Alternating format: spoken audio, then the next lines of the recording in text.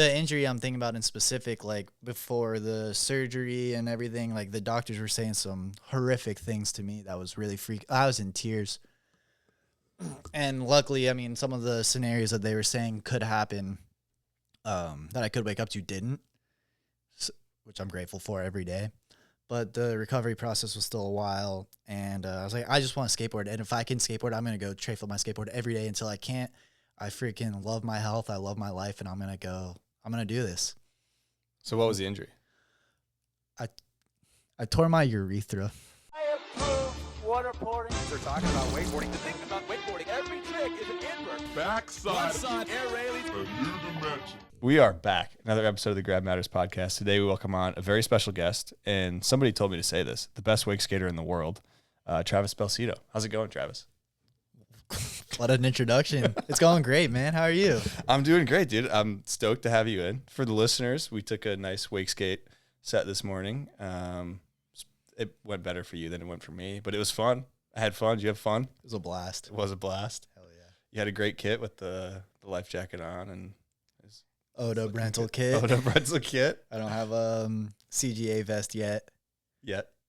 Yeah. So but still put down a solid line at the end there. I mean, what was the line? Boardy same way or switch boardy same way? Yep. And then what was the rest? And switch flip in the flats, and then switch frontside flip off the ramp. Off the kicker. Yeah. Off the kicker.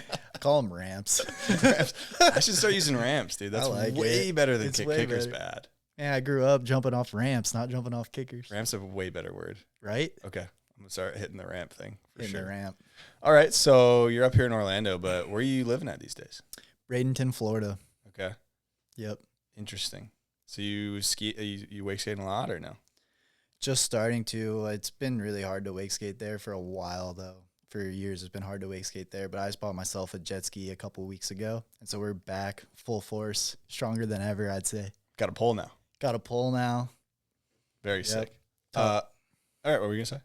I was going to say I taught my girlfriend how to drive me already. First day, I bought it pretty much, or whatever. The next day, we went out for a couple hours, taught her how to drive me, and we went wake skating. Is she wake skating too? She's wake skating too. She's shredding. It's sick. She loves it. Biggest smile. She smiles bigger than mine. It's fully cool. Self-sufficient then. You guys just driving each other. That's yeah, kind of the dream right there. Literally the dream. Sick. Okay. We do usually start off with favorite grab. And I guess I'll just favorite grab. I like to do the melon grab. Okay. I'll envision Brian Grubb's wake to wake melon grab. Fair. And that's I'll try to emulate that one straight up. Okay. Let's say his name sometimes when I'm doing it. In mid grab? For sure, because you got to just channel it because he's got to look sick like that. Or like Aaron Reed, too. Okay. Those guys, for sure. Got to yell their name. I'm picturing Aaron Reed melon grab. And you're definitely, somebody else said favorite grab was Aaron Reed melon. I don't know who I asked, but it was. Rightfully so. They were correct for saying that. The foot like flat up on the. Yeah. Yeah, it's like a sick, like poked out ollie, but you're also grabbing the melon. Yeah. That's got to feel good. I'll hit you with the favorite flatwater trick. Backside big spin. Okay. A little back big. Yeah, a little back big. How hard would you say the back big is? For me to learn, I remember it being kind of hard. And that was like, I feel like once you backside big spin is like a leveling up trick. That's kind of like when you hit the backside big spin and you're like doing something. Okay. Good. Run through those leveling up tricks. Cause like me, I'm at the shove level, I got to shove here, I got to shove there, but that's obviously like the very, very bottom of like wake skate tricks. So like, where does it keep going up from there? Where's the back big fall in? If you're trying to like go step, it'd be like shove, front shove, backside 180. If you have access, you're on a boat or a jet ski, you got to do some lip tricks, front lip, front shove, front lip, 270 shove out, that kind of stuff, front board shove, 3 shove. But if you are on the boat or jet ski, I think it's ideal to learn the shove at every part of the wake. So inside out, toe side flats. The people that taught me how to wake skate were like almost teaching me like that. Okay, that was the progression. Yeah, it was like progression. And then, you learn all the back 180s. You got all the 3 shoves. All right, you can go learn backside big spin now. Okay. That was pretty much what it was. And that's why the backside big is kind of that next like unlock. Yeah, it was like a big thing for me. Like the people that were teaching me how to wake. Well, Andrew Fortenberry, who was teaching me how to wake skate, was basically like, don't even try the backside big spin. You need to do all the 3 shoves and all the back 180s first. You're not allowed to try the back big yet. It was basically like, and I'm a little kid, and I'm looking up to him, and I'm like, all right, yeah, I'm not allowed to try the back big yet. I got to go learn toe side, re-entry, backside 180 first. Fair. So you got to get all the fundamentals down. And I think that helps. Yeah. Like, helps like crazy. It's got to help a lot on the wake skate too. Cause I mean, it's important on the wakeboard, but like, I think wake skating is probably even more like important because your feet are just free. Yeah. It's got to be a huge factor of it. All right. So before we get into the early days of Travis Belsito, I got a quick question. How come wakeboarders will count a trick when we butt check it and our feet are attached to the board, but wake skaters won't count a trick with a hand drag and you guys got to redo it and your feet aren't attached to the board? Well, I can't speak for wakeboarders why they would count that. That's hilarious, though. That was just a personal note I had to get out there real quick. So, yeah, I can't really speak for the wakeboarders on that. Man, just do it clean. It feels so good. Like, and it looks good. If you're trying to use it as a clip, you gotta be stomped. And it's for you at the end of the day. Like, you want to go home knowing you drug your butt on the water, or do you want to stomp? Or you want to stomp? We want to stomp. You do. It doesn't count if you don't land it. Yeah, for sure. That's fair. Maybe it comes from outside influences from wake, like influences outside of wake. I mean, For wake skating. For wake skating, you know, you don't want hands on the ground if you're skateboarding or whatever. Little Baker Maker action. Yeah, maybe, but you're trying not to do that. Yeah. So That's I think fair. it kind of came from that, you know. And I feel like the wakeboard side probably came from the trick skiing or like the jumping where you can, I think. That's what Basically fall? I don't know. As long as you're still holding on and riding away, it counts. Yeah. Kind of thing. I would imagine that's kind of the thing. I'm more influenced from skateboarding. Yeah. We just solved it right there. Yeah. Problem solved. Cool. Okay. Easy enough. All right. So let's get into. that was sick. That was a little hot Hitting start. me right off. I just had to, I had to hit you with that one real quick. It's trick skiing versus skateboarding influence. Yeah. Easy Nailed enough. it. Yeah. We nailed it there. All right. Well, yeah. All right. So let's get to early days, wake skating. I'm curious, did you start off wakeboarding or was it straight to wake skating? Straight to wake skating. All right. Run through that. Paint a picture. For like the first time I ever went wake skating or what? Oh, yeah. That Okay. whole thing. So Andrew Fortenberry taught me how to wake skate. He's a few years older than me. He's like my big brother now, Our parents knew each other, and I knew him because we both skateboarded and we both surfed, skimboard, the whole thing. We're just real island kids, beach bums. Island boys. Island boys. And he taught me how to wake skate he had a 14-foot Carolina skiff with a 25 horsepower tiller. Me, him, and his mom, Pam, all went out one day. I was in like probably 4th grade. I don't know. I was like 9 years old. I was really young. He's like 4 or 5 years older than me. And he taught me how to wake skate. It took me a ton of tries to get up, but it was so fun. And then I didn't wake skate again for a while after that. I went to OWC. Was my next time I went wake skating. Wow. I don't know if it was like the following summer or like later that same summer or what. But it was a combined birthday party with me and a bunch of my friends. We went to the Van skate park and then stayed in a hotel up here in Orlando and then went to OWC.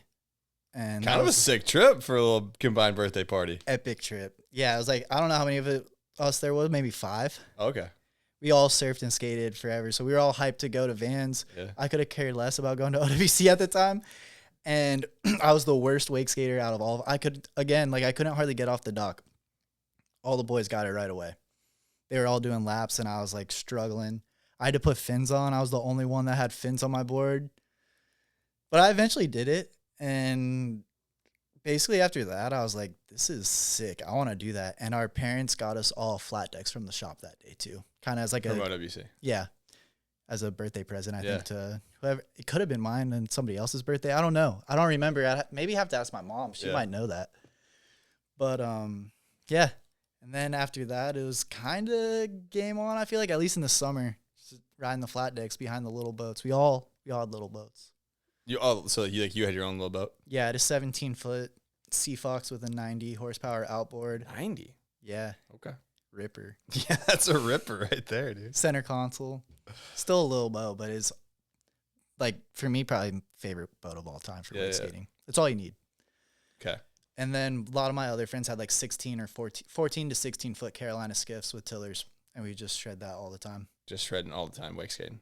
Building rails immediately. Okay. And just getting it. I think this is a good time we actually dive into a guest question from Marcus Knox. All right. Hey Trav, it's Marcus. I'm wondering, as a Southwest Floridian, have you ever had the privilege and the pleasure of seeing a green flash on the horizon? Hope all's well. Short and sweet there. Yeah. I think the green flash is from staring at the sun trying to see the green flash. Is that right? That's what I think. What is the green flash? Right when the sun goes down, sunset, like bottoms out on the water, there'll be a green flash. And what does it mean? What is this? I don't know what it means, but it's just a thing that people talk about when you're watching sunset. Okay. Yeah. Have you seen one? I think it's from staring at the sun. Okay. So yes, because I'm staring at the sun looking for the green flash. So yeah, but it could just be something made up too. You know, it's like lore Okay. essentially. Gotcha. But it could be real. Okay. But it could be. I think it's from staring at the sun, watching for the green flash, man. You've For seen sure. it. I haven't seen one, dude. So. Yeah. Go out, stare at the sun for the last 45 seconds that it's up, and you see the green flash. Sick. All right, let's talk island life a little bit more. So you're growing up on Anna Maria Island, which we all know Nick Taylor also grew up there, right? Mm-hmm. So when did you meet Nick Taylor and kind of run through that? Because were you pretty young when you met him? I was pretty young when I first met him. We didn't really hang out too much until couple years later. But I met him pretty young, maybe that same summer even that I started wakeskating and had the flat deck, because Andrew Fortenberry would ride with him a little bit, and they would film and stuff. And I remember one time they had some rails set up at this sandbar in the bay where I would always ride the boat. And he was out there, he was hurt, and he was filming Trav Duran and Andrew Fortenberry. Really? And that was probably when I met Trav also. Okay. And this is sick because it's like me and like 3 of my friends, and my mom was like driving Andrew and like driving Trav Duran. And I had never, pulling him on the rails. And That's Nick was like sick. on the ladder filming. So that was a really memorable day for me. That's when I met Nick. And then I didn't really meet him again. I feel like for my 12th or 13th birthday, I got a Wakeskate in Integrity, and Nick came over and helped me put grip tape on it because I was kind of nervous to put grip tape on the Wakeskate. I thought it was so big I was going to mess it up. I mean, yeah, that's fair. You know honestly. what I mean? Compared to a I don't know- skateboard, it's all. I don't know what I'm doing. Yeah. And Nick and TJ came over for that. That was when I met TJ. Really? Yeah, TJ was visiting the island with Nick. Wow. Or visiting Nick on the island, and they came over and put grip tape on my on my Wakeskate. Started early then. Yeah. Like right when you kind of got into it, you're Yep. meeting. And then a couple years after that is when Nick moved back to Anna Maria Island and had a houseboat. And then once he was moved on the houseboat, me and my buddy Garrison, we just bombarded him. There was no option for Nick but to hang out with us. We didn't leave an option. We would just show up. And just wake skate with him. Yeah, Yeah. for sure. 100%. So TJ told me to ask you if Nick Taylor was ever your legal guardian. Yeah, he was. We did a trip to Australia. I was still in high school. It was like 10th grade, so I'm like 16. And did a trip to Australia, me, Nick, Ben, Haran, and Tad. But in order to go, my mom felt more comfortable to make Nick my legal guardian in case I got hurt. That way he had full control, like over hospital or that kind of decision. It's fair. Because I'm a minor, I'm a young kid. Yeah. Somebody's got to take So care of you. Nick over was there. my legal guardian. I don't think he's still my legal guardian, though. Well, did you ever unsign the or whatever? I don't know how that works. What's the duration of that? I don't know. document? I don't know. That was crazy. I missed like almost 70 days of school that year. Okay, run through that trip then, because like, why did you go to Australia? And I mean, was that your first time out of the country? I don't know if that was the first time out of the country for me. For sure for wake skating. For wake skating, yeah. That was pretty much my first real wake skate trip. Okay. I'd done a contest at TSR maybe the summer before that. But that was like my first real wake skate trip from what I remember. What was the trip for? And Nick the whole thing. Nick was doing like, I think it was, well, I can't say it was an O'Neill trip. because Ben was on it, but Nick was getting a lot of footage for O'Neill and stuff like that. And we were just filming. We were just going winching, really, in Australia. And I remember asking Nick, like, why do you want to bring me on this? Like, what are you doing? I'm a kid kind of thing. And he just had a lot of faith in me and what I was trying to do and knew I wanted to be a wake skater. Yeah. And trust me, and we had gone winching before. And I was just getting on water monsters. It hadn't been official yet, and I had just done my first toe jam and the retention contest, and I did good. I did really good at the retention, and like for me at toe jam, I felt like I did good, even though I didn't like place or make finals or anything. You rode well though. I rode well enough to where I was pretty hyped. Yeah. Especially in the winch, on the winch pools, I was pretty stoked, and the jet ski. You know, I did like a switch front lip on this like big incline that had a good ollie on.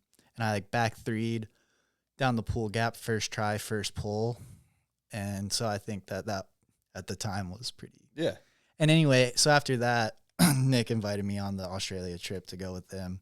I was getting into winching a little bit more.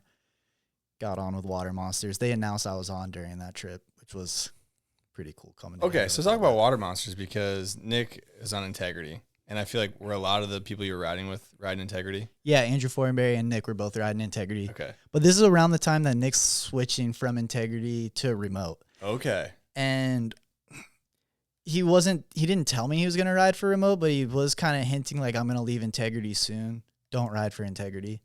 Because it kind of got to a point where it's like, I could ride for Integrity. I knew Water Monsters I could. They told me they wanted to ride for me and they wanted to film a video, which was Human Rocket. Yeah. And also, Danny Hampson had been texting me about getting on Obscura. So you got some options. I was exploring my options. So why did you decide why Water Monsters? Water Monsters was like the videos I was always watching was the Water Monster blog videos of like Andrew and Austin riding jet ski. And that was before there was a company. So it was like Matt Hooker and Trav Duran and all those guys on Lake Nan. And I just loved that. That was what got me hyped to go ride. And the Water Monster board came in the mail, and the Obscura boards never came in the mail also. So Obscura is going to send you boards. Yeah. And they never rerouted. But I was always going to ride for Water Monsters. Okay. Okay. For sure. Always. So, yeah, I guess go back to the Australia trip because you're with Nick Taylor and a couple others, and, like, that's your first big trip, Wakeskate trip. Like, how'd it go? You get some clips and Yeah, I think it went great. I feel like I got a bunch of clips that kind of got sprinkled throughout a few different things. Some of it's in Human Rocket. And then I had a part for We Subsist that came out a little later on that had a lot of the Australia stuff. Dude, the scene there was popping at that time. Yeah. A bunch of people, small boats with rails. We went to a cable park, Blah Blah. They had like a Wakeskate jam, like weekend, everybody camping, multiple contests on the full size and a 2.0. They had a pool gap. We were shredding the pool gap with the winch. Multiple people had winches. We had spots. We went from Brisbane to Sydney over the course of like maybe a month, like the month of February, which is their summer. It would be unreal to go do that trip again because some of the spots are nuts. Yeah. And you're just on the river too, on the boats, then hitting winch spots. All the Australians are fired up. They're ready to send, giving us all the spots. That was crazy to be experiencing that as like such a young kid too, I feel like. Yeah, okay. I mean, kind of thrown in the mix, you know, like not even, I'm 16 or I'm in 10th grade. That was 10th still grade. Like Grom status for sure. For sure. Oh, yeah.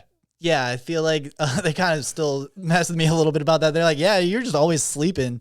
Any chance you had, you were sleeping. You're just like asleep on the ground, asleep on the car rides between spots. Dude, I'm just a kid, bro. Yeah, I'm like, I was growing. I need sleep and protein, dude. Yeah, they're putting shit in my hands while I'm asleep, like machetes and like messing with me. I don't even know. There's a picture on the internet somewhere of me sleeping with a machete in Australia. Messing with you, dude. Okay, but Australia trip went well. I mean, that's a long time to go over there as a kid. Yeah, in high school. So. Yeah, I feel like I got some. At that point, I'd hit like that was like the biggest spot, one of the biggest spots I'd ever hit. I just did a switch 180 down it, but I was hyped to do that. Yeah. Got like some flip tricks down some other smaller spots. We went to Pandora, which is this like, the Pandora spot. I feel like probably everybody kind of knows that spot. It's insane, dude. Yeah. We went there. I hit the ledge, got like board slide I'll shove. put clips of that in because you can't really even explain to do it justice. You got to see it. I think those Pandora clips ended up in my human rocket part. Okay. Yeah. So it should be from there. Perfect. Yeah. Sick. Okay. Unbelievable that spot exists. We hit it all day long. Is it still there? Do you know? As far as I know, this guy messaged me on Instagram a couple of years ago, maybe a year or two ago. It's like, hey, we're hitting Pandora right now, and this guy that lives across the street came over and showed us a clip of you hitting it 10 years ago. That's sick. Insane. That's insane. That's so sick. Yeah. Yeah, I'll put clips of that. So as far as I know, it's still there. Yeah, run that one back, dude. Yeah. There's a lot of options there. I feel like in Australia, like that spot is worth a trip to Australia alone. Yeah. It's perfect. Yeah. It shouldn't exist. It's one of those ones that like, why does it like exist? we were talking, where's this cover? Did we put that cover somewhere? Oh, man. Did we put it back? Maybe by accident. Whatever, I'll throw it. Anyways, I'll throw a photo in of it, but like how many, what was it, 12 stair we counted? 13 stair? Yeah. Cover of something Alliance? like that. Yeah.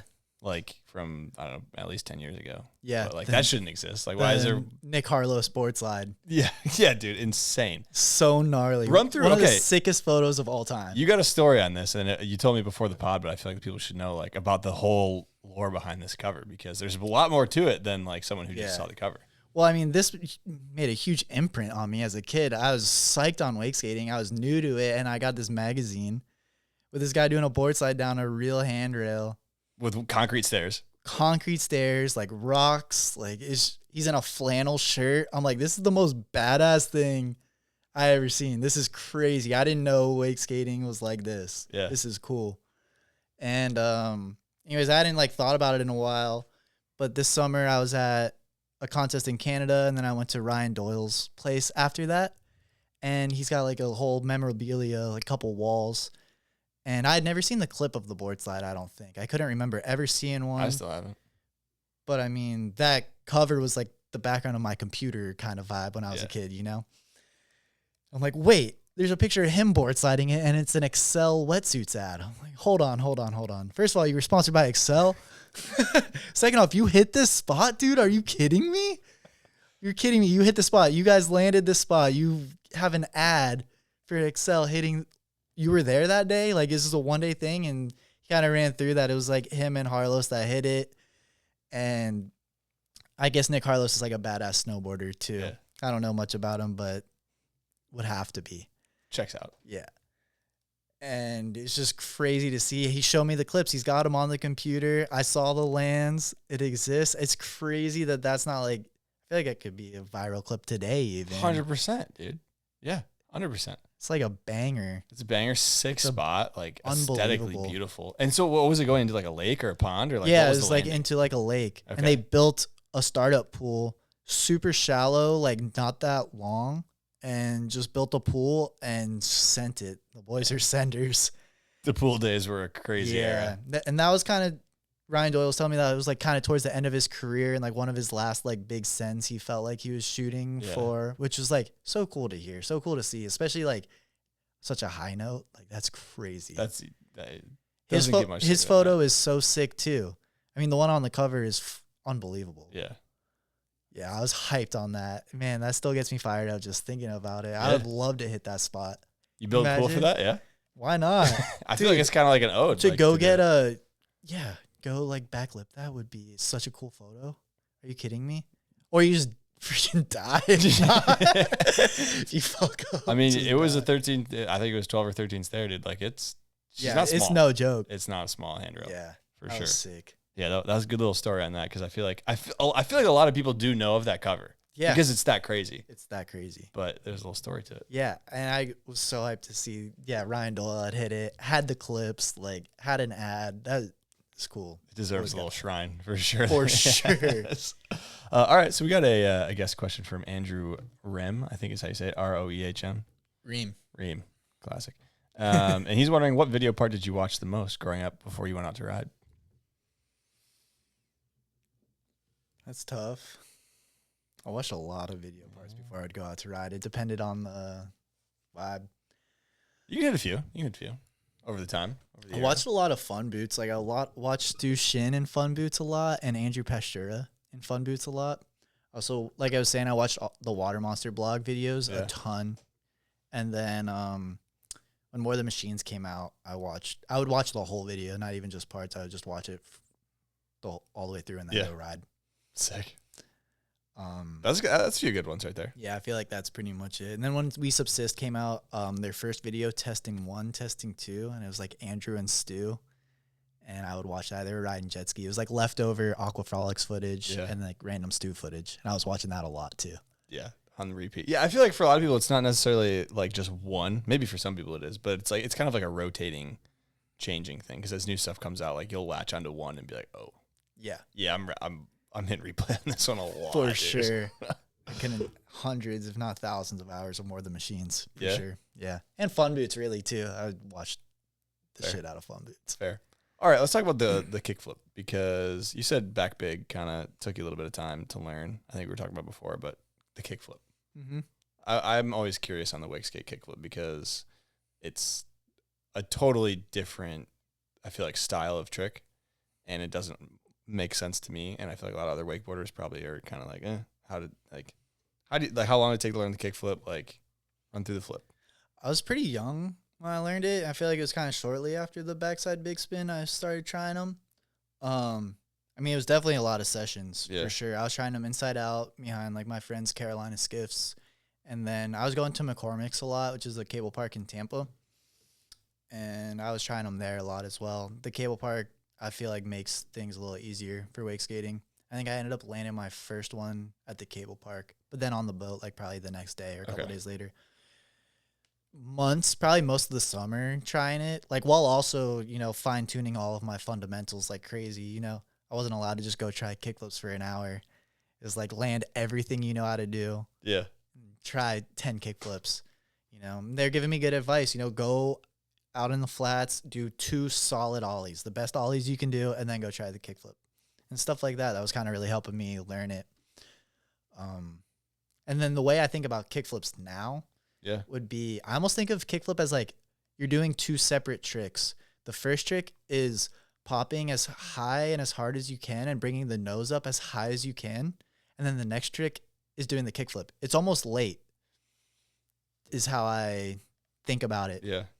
And I've only done a couple of heel flips, but the ones I have is when I've only thought about it as being 2 tricks. Pop, get the nose as high as I can, and then flick it. Yeah. And that's when I do the kickflips, and that's when I do the heel flips. It's like two movements is what I should say. I categorize it like that. Yeah. So what's the foot placement for the kickflip? The front foot specifically?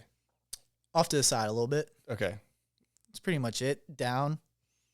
You don't want it too high because you're not going to be able to bring the nose up high enough. And bringing the nose up as vertical as possible is a super important part of doing a kickflip. You want to bring the nose vertical, man. And a great way to do it is having your foot down a little bit. Okay.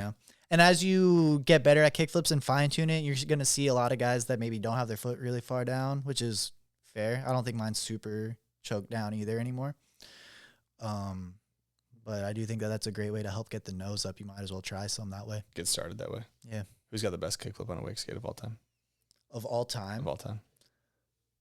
Well, I mean, Ben Horan. I just wanted to hear you say it. But also there's some awesome kickflips out right now. That let's see some good kickflips right now. Because, I mean, I listen to other wake skaters that come on, and I feel like they're not really talking about what's going on right now. They're not, dude, and I want to get into that. Which is crazy. Yeah. 2 French guys have so sick kickflips, Clem and Maxime. Both of their kickflips are awesome. Yeah. Clem's, and I mean this in the best way possible, is like a damn air trick, bro. He could kickflip over this table we're sitting at, and I've seen him kickflip over ramps. It's crazy. It's fucked up. It's epic. And then Maxime's is just like textbook, beautiful technique, front foot sticking out. You can see the bottom of his shoe on his front foot. He's about kicking himself. Yeah. Yeah. With his back foot. Okay. Those are 2 good ones. So I really love those. Both of those kickflips are great. Yeah, definitely. Okay. I was interested to hear about that. So speaking of flip tricks, I don't know how I didn't ask this earlier. What day are we on tray flips on the skateboard? Oh, man. I have to look at my phone. I think it's 524 today of tray flips. I'll pull it up right now just so we can get accurate here. Yep. You'd think I know off the top of my head, I but would- I look at my story every day and then I just add you one. just add one. Yeah, but that's like a foolproof way of not. I've only messed up counting once, I think. That's true. So yesterday was 524. Okay, so today's 525 of doing a tray flip every day until I physically can't. What sparked the idea for this? Celebrating health after coming off of some injury. Okay. Yeah. And you were just like, all right. I was like, well, I was down bad physically and mentally. And I really missed skateboarding. It was just like obviously being active and being able to do anything. And I was like, man, skateboarding and being able to do a tray flip is such a great feeling. Yeah. I just wanted to do that again so bad. And I was like, I can't believe I took all this for granted. And you start thinking about taking youth for granted, health for granted, all the people that are just letting their body go to shit. And you're just like, I can't believe this while you physically can't. And that's all you want. And the injury I'm thinking about in specific, like before the surgery and everything, like the doctors were saying some horrific things to me that was really I was in tears. And luckily, I mean, some of the scenarios that they were saying could happen that I could wake up to didn't, which I'm grateful for every day. But the recovery process was still a while. And I was like, I just want to skateboard. And if I can skateboard, I'm going to go tray flip my skateboard every day until I can't. I freaking love my health. I love my life. And I'm going to do this. So what was the injury? I tore my urethra. You tore your dick tip. It's actually like, no, it's not the tip. It's inside. It's inside. Okay. It's like tearing a tendon, I would think. Okay. Did you do it wakeskating? Yeah. From contact with the board? With a rail. Okay, so I got a guess question that says, is your sack of all time like one of the worst sacks of all time? I would imagine. Yeah. It's got to be. So what? Like, where did it happen? It's gotta How be. did it happen? Like, what read through the whole thing? It happened in Valdosta Wake Compound. They're like, they call it the Wakeskate 2.0. You know what it is. It's got the concrete out ledges. And I sacked on a nose slide, something I had done there dozens of times. Oh, you weren't even like flipping into some shit. Oh, no. Oh, okay. It was like sunset. It was the night before a contest. Just cruising, riding with Bammer, getting some like last second pulls in. And it's kind of funny. Again, I'd done this trick so many times on there. I was doing no slide 270 shove. And Bammer's like, it's getting kind of dark. Like, I think I'm done. I was like, all right, yeah, I'm just going to do this trick real quick because I'm just going to do it for my first pull tomorrow. And I just like to like feel good. I'm just going to do this real fast. Yeah. And just sacked the shit out of it because I go full commitment. You know, you have to full. So I was not prepared at all.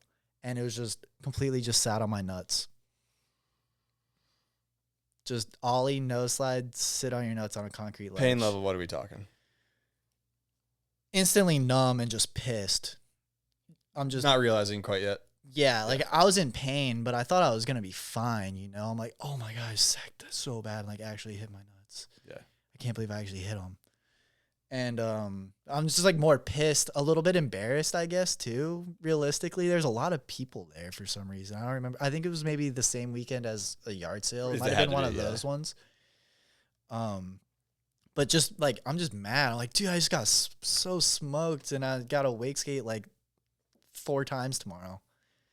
And then it started to hit me how bad it actually was. I went and like laid down in my van, and my buddy Josh Mitchell, my great homie, drove up there. He had just gotten there like 2 hours before. He was going to spend the weekend shooting photos, and he was going on like a solo road trip.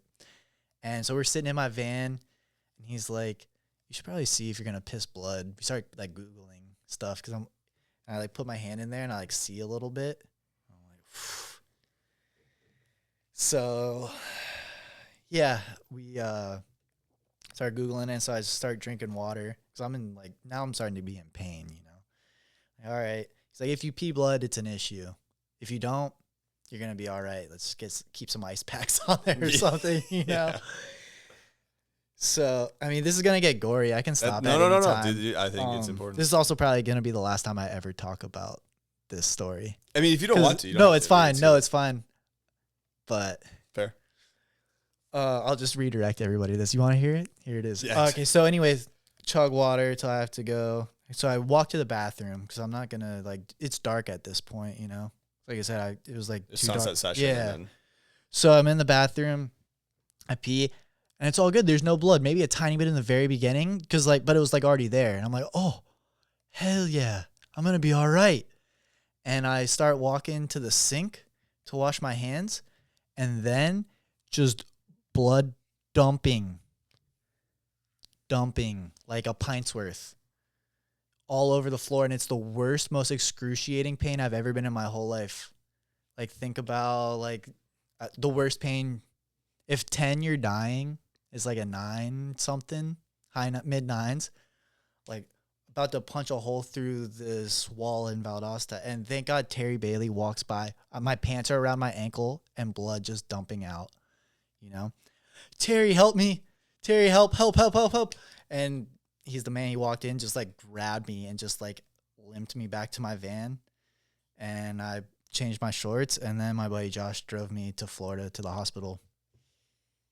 And then it was a whole nother thing too. They released me from the hospital, Live Oak, that night.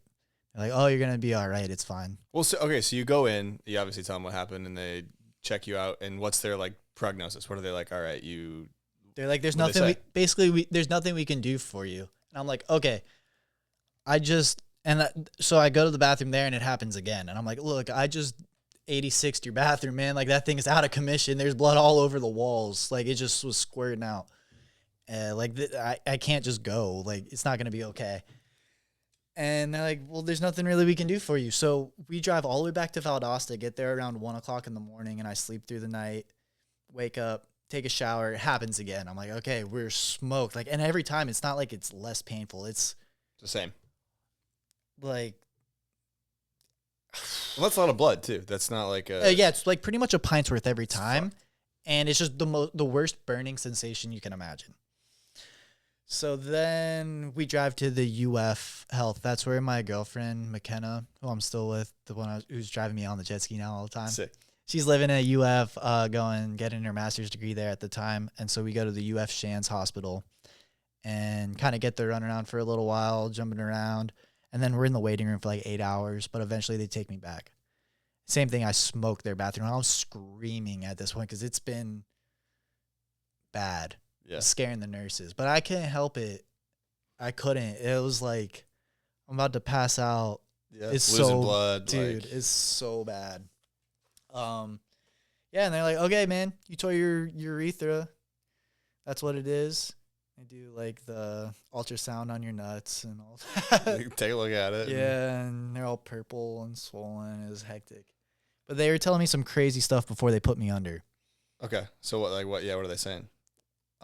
Basically, like, we don't know how bad it is, and we don't know what the result's going to be. You know, it can be as bad as, like, we're going to have to drill in your hip bones and you could have a catheter for the rest of your life. Oh shit.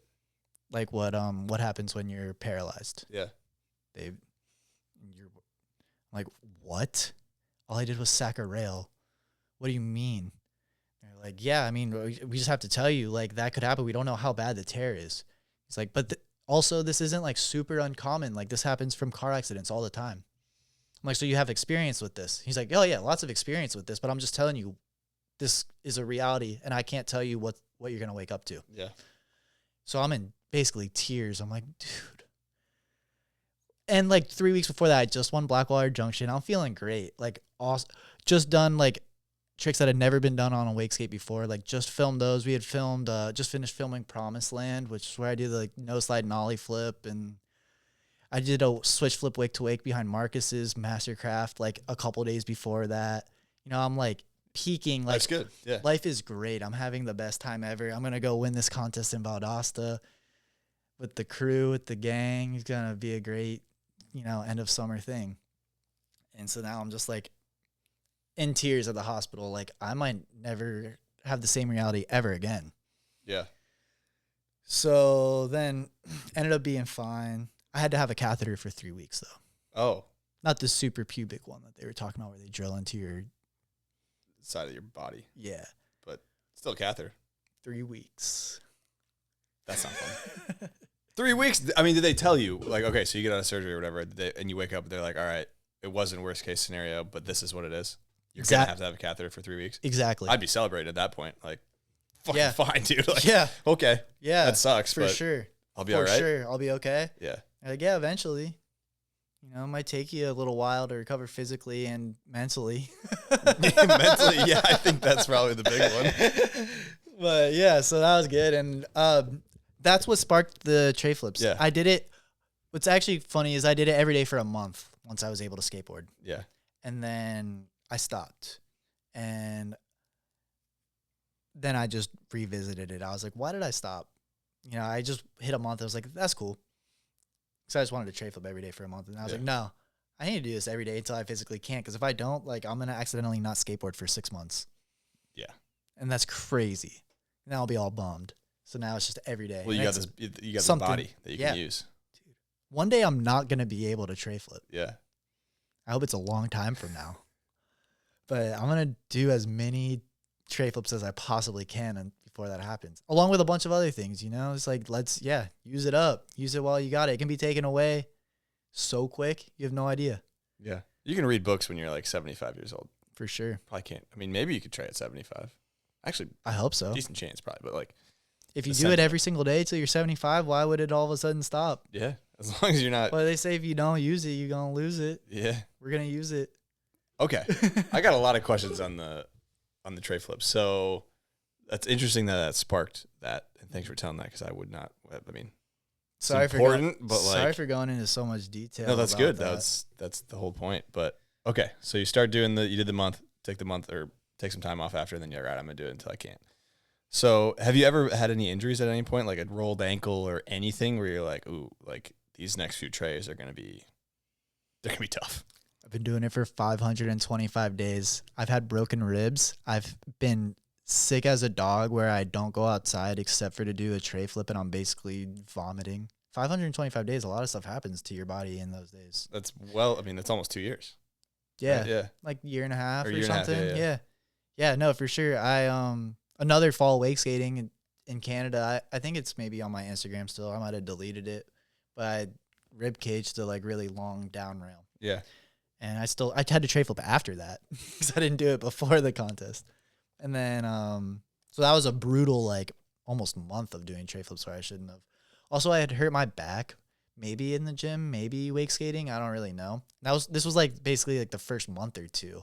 And those were like excruciating also, my lower back.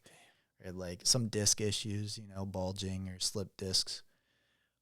So it hasn't been 524 days of just, buttery tray flips. No, definitely not. And like, yeah, no, I have some super long days of working and trying to do it after work sometimes when your body's just absolutely fried. Yeah, for sure. But it's not always fun, but it's always like, I'm doing this for me too. And I'm celebrating the fact that I can. And it's almost like on the hard days, are those the better ones where you're like, I had a shitty day today. I'm fucking gassed. And then you hit the tray and you're like, okay. Yeah. I can still tray. Yeah. I can still do this. Yeah. I'm still doing something for me. Yeah. I still got it. I still got the tray. Okay. So we actually have a question from Slightly Human on Instagram. And he was wondering how your ribs were after the wreck in Canada after last year's PWL stop.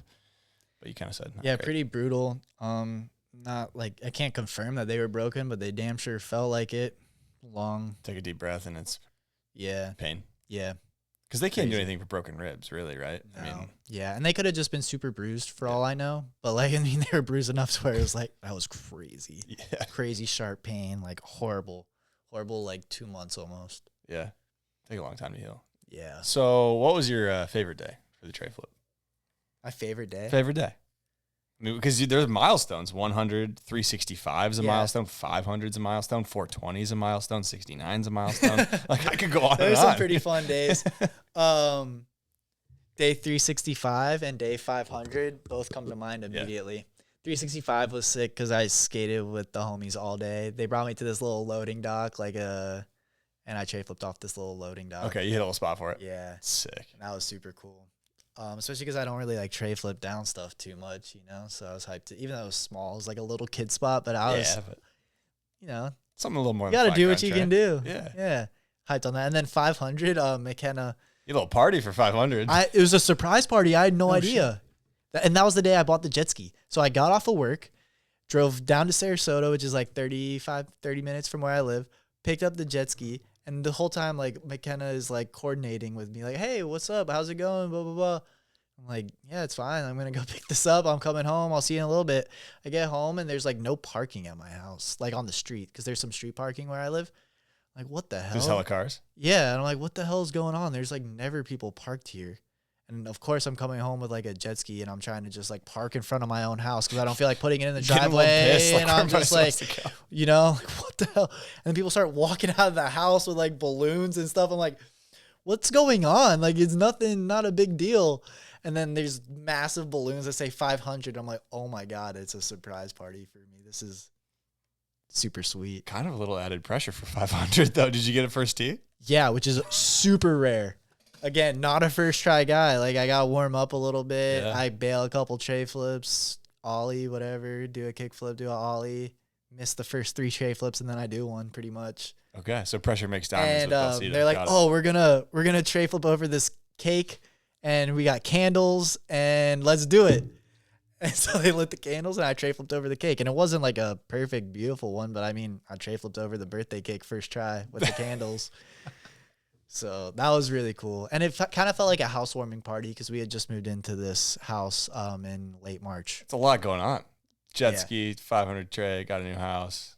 And that was your girl that all A set lot that all going up? on. Yeah, she set Shout out it all McKenna. up. That's sick. She's the shit. That's super sick. Luckiest guy I know. All right, I think it's time we dive into the LF'n Wheel of Questions presented by Liquid Force. The LF'n Wheel of Questions. Okay, let's go. So go ahead and grab that wheel down there. All right. You might be able to just shimmy over and snag it down. We'll see. I think you keep the headphones on. Get the mic out of the way. So Liquid Force likes to make wakeboarding fun. So let's make this podcast a little bit more fun by spinning the LF'n Wheel of Questions. So we got the return of the milk chug. So the milk chug has made its way back to the LF'n Wheel of Questions. So if you can shift it, just twist it a little bit to counterclockwise. There we go. Get those mandarin oranges we got going Yeah, on here? you want a few?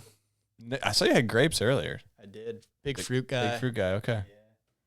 Meat and fruit. Go together. Meat and fruit. Meat and fruit. So I'm on the wave right now. Meat Yeah, and fruit. It's It's a great wave. it's the wave. It is the. It really It's is the the wave, wave. dude. Like it is. All right, so let's spin this LF'n Wheel of Questions and All see right, what we so get I see here. what- Like I said, the milk chug has returned.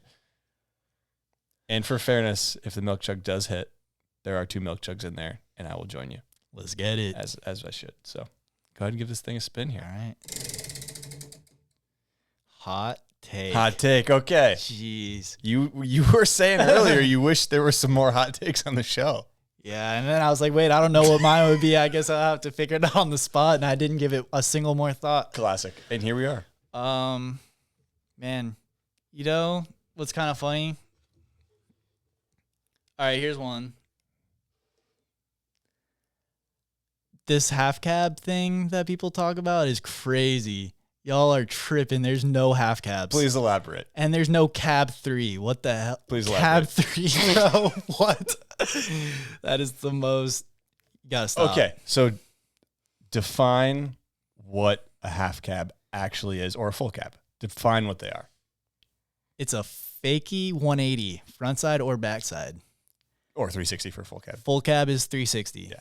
So for the people who don't understand, why can't this exist on the water? Because you ain't doing anything fakey on your wakeboard or your wake skate. Yep. You're going, a switch 180 is not a half cab. You sound crazy. Yeah. And you're not doing cab. I'm not gonna lie, I am guilty. I have slipped up sometimes. You're doing a switch frontside 360 off the ramp. You're not doing a cab 3. What if you do actually go off that nose? Then does it count? Like if you're actually like For sure, if you're doing a half cab, you're doing a half cab. Yeah. But you're doing a switch 180. Yeah. Okay. So This is a great hot take. I love this one. Cool. You nailed it. Yeah. I mean, and I don't know where it started, where it came from. I don't know if like maybe snowboarders. Snowboarding still does it. Like They call. oh yeah, they'll do like double cord cab 10 or like all that shit. Yeah. Okay. Like switch front side in snowboarding is cab. Yeah, that's crazy. Maybe wakeboarders adopted it from snowboarding, and maybe snowboarding needs to revisit it. But that's my hot take. That's a beautiful one. I love that. All right. So that's a lot of education, I think, just happened right there.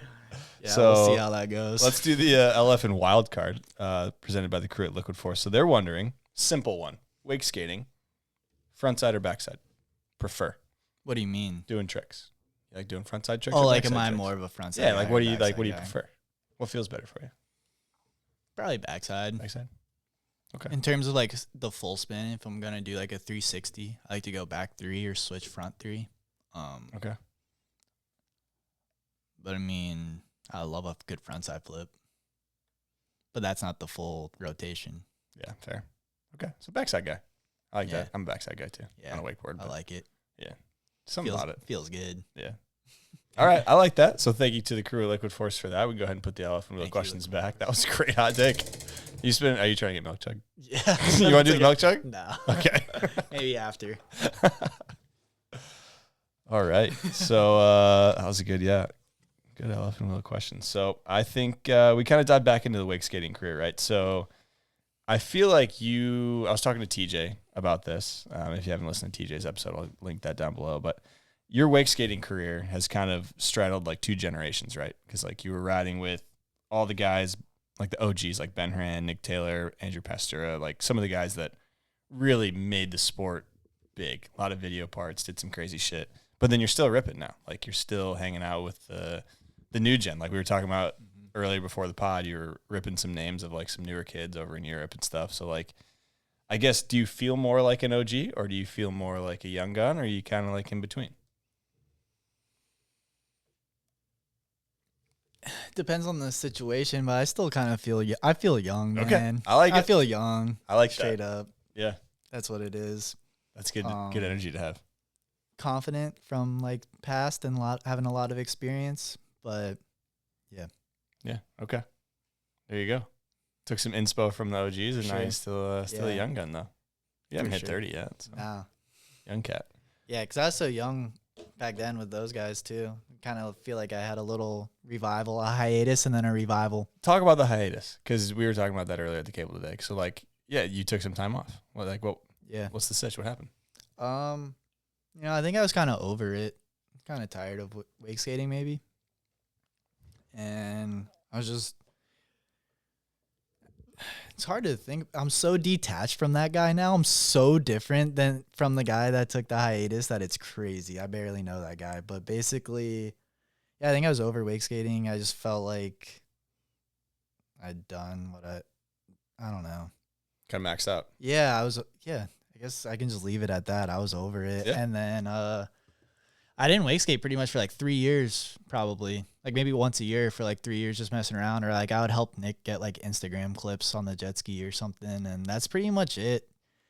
And then 2021, I did a trip to Valdosta, and kind of that reignited the spark for me. I just had so much fun riding the cable. They had like a perfect little ledge and then like a couple other like small rails, and it was just like the water was perfect and nobody was there, and I felt like I could just do anything, and the cable pull was like so easy, and I was like, oh. And then Trav Duran was there getting me kind of fired up on wake skating again, and I just kind of fell back in love with it from being at Valdosta. Is this when we were watching a video earlier? Is this that same trip? Like, yeah, it could have been that same trip or like right around there. Okay. Like give or take. I might have done another one later on after that, but it could have been from that trip too. good with all squad those there, though. boys. Like, Yeah, when you that just was kinda got back into it. the how we doing. Yeah. Okay. All right. So you kind of got back into it. I guess run through like you're dipping your toes back into it after that Valdosta trip. Like, felt good, obviously. Yeah, it felt great. And like I had missed it for sure. So that's why I went to Valdosta, because I was like, oh, I'll try going here. You know, I've been here before for some Wakeskate Tour contests, and let's go see how it goes. And I had a blast, and I felt like I was ripping. I was like, oh, I can still backlip this ledge, still do a kickflip, frontside flip. Just having a blast. And then, it's not like I'm going to fully pursue a career in wake skating, but I'm going to keep wake skating, you know? And then, then the PWL started, and same thing the first year. I'm like, I don't even know if I'm going to go to these contests. And I think I missed the first Blackwater junction that was part of the PWL. So I was just working out west at that point, and I couldn't make it back. But then I came for the last one in Valdosta, and I won that. And I was like, I didn't know I was capable of this. Like, I was kind of doing this as like almost a joke. Like, this still got it. This is crazy. Like, I made it to the finals, and I was like, I can't believe I'm in the finals. Like, pressure's off. Like, to me, I won. Yeah. When I got to the finals, pressure's off, dude. And then I won that contest. Like, Cole was there, Trav Duran was there in the finals, and I'm like, oh my God, this is crazy. And that like really fired me up to be like, I'm full blown wake skater again. We're going for it. Going for broke. And that was 2021. Okay. So it's been, 4 years since then. Of going hard since that day. Yeah. Since that day. I mean, I went home and got a gym membership after that. Straight up. Just got right back into Dude, it. I'm not even joking. Damn. Okay, so I'm actually curious. We were talking before the podcast. You've been sober for a while now. So I'm curious if you want to talk about that a little bit, because it sounds like it's kind of a similar time frame. You said it's been quite a bit. Yeah. Yeah, I was sober for that contest. So what sparked sobriety? I've been drinking heavy for a few years at least, and it was not working out, I guess. I almost started it as like a joke. Okay, so Cole Crace was visiting the island on like a winch trip, staying out at the house with me and Andrew. Me and Andrew Fortenberry were living together. And Cole's like, oh, he didn't wake skate today. Like, I'm not drinking. I didn't get a clip. I'm not drinking. Cole said that. Yeah, that's my vibe. I'm like, that's crazy, bro. I don't remember the last day I didn't have a beer. You're out of your mind. And he's like, huh? He didn't drink that night, and I got drunk and whatever. And I was like, I'm going to try this. I'm going to not drink until I get a clip. And I got super hurt. Like the next day? Yeah.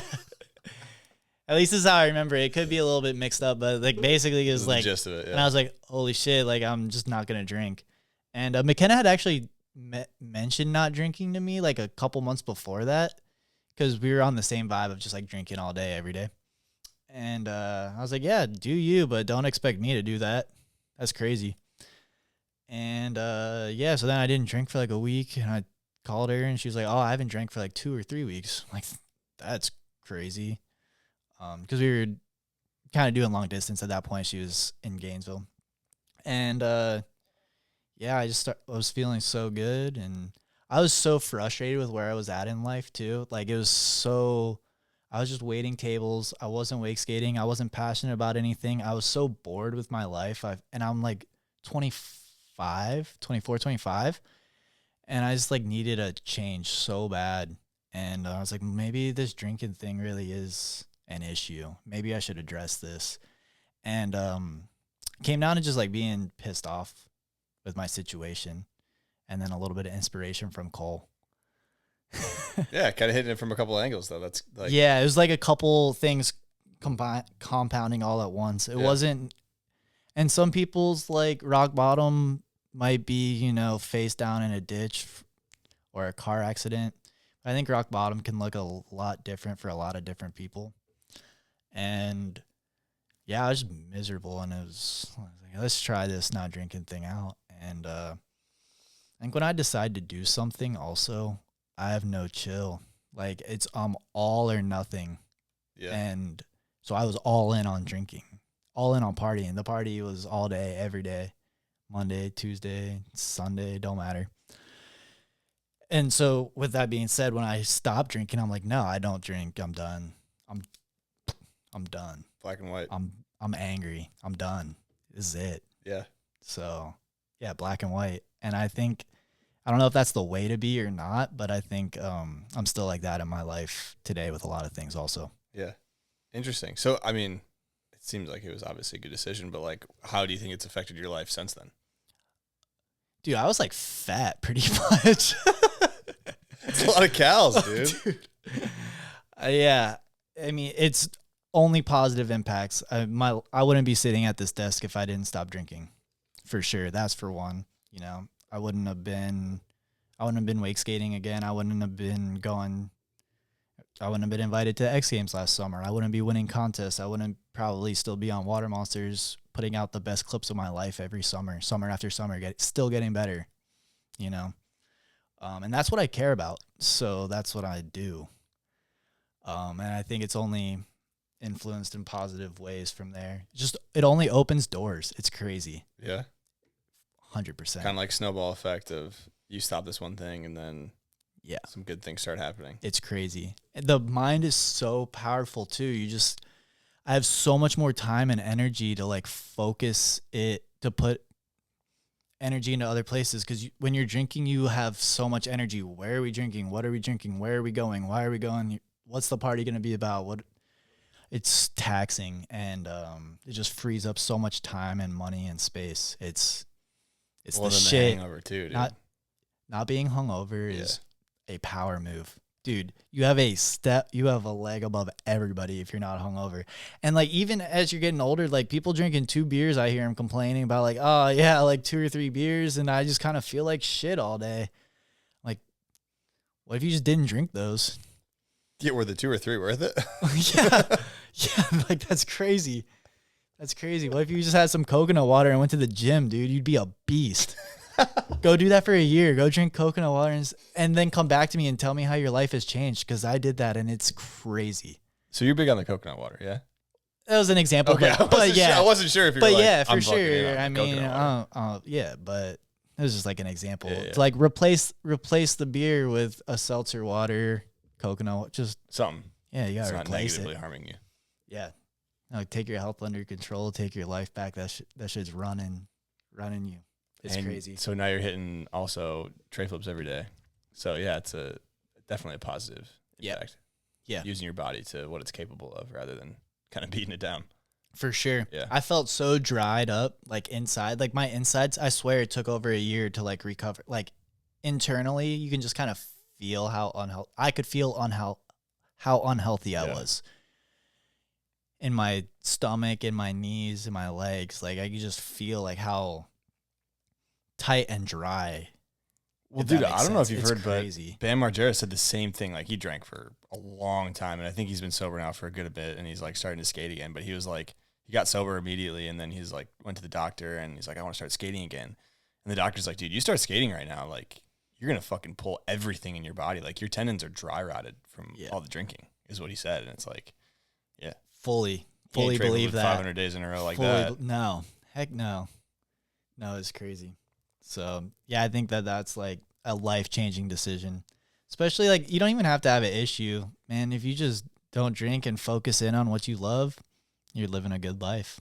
Yeah. It's that simple. Do what you love. Yeah. You're only here once and it ain't that long. Why are you hungover when you could be wake skating? Yeah, you could be eating shit on a three show. Yeah, it's sick. It's my vibe.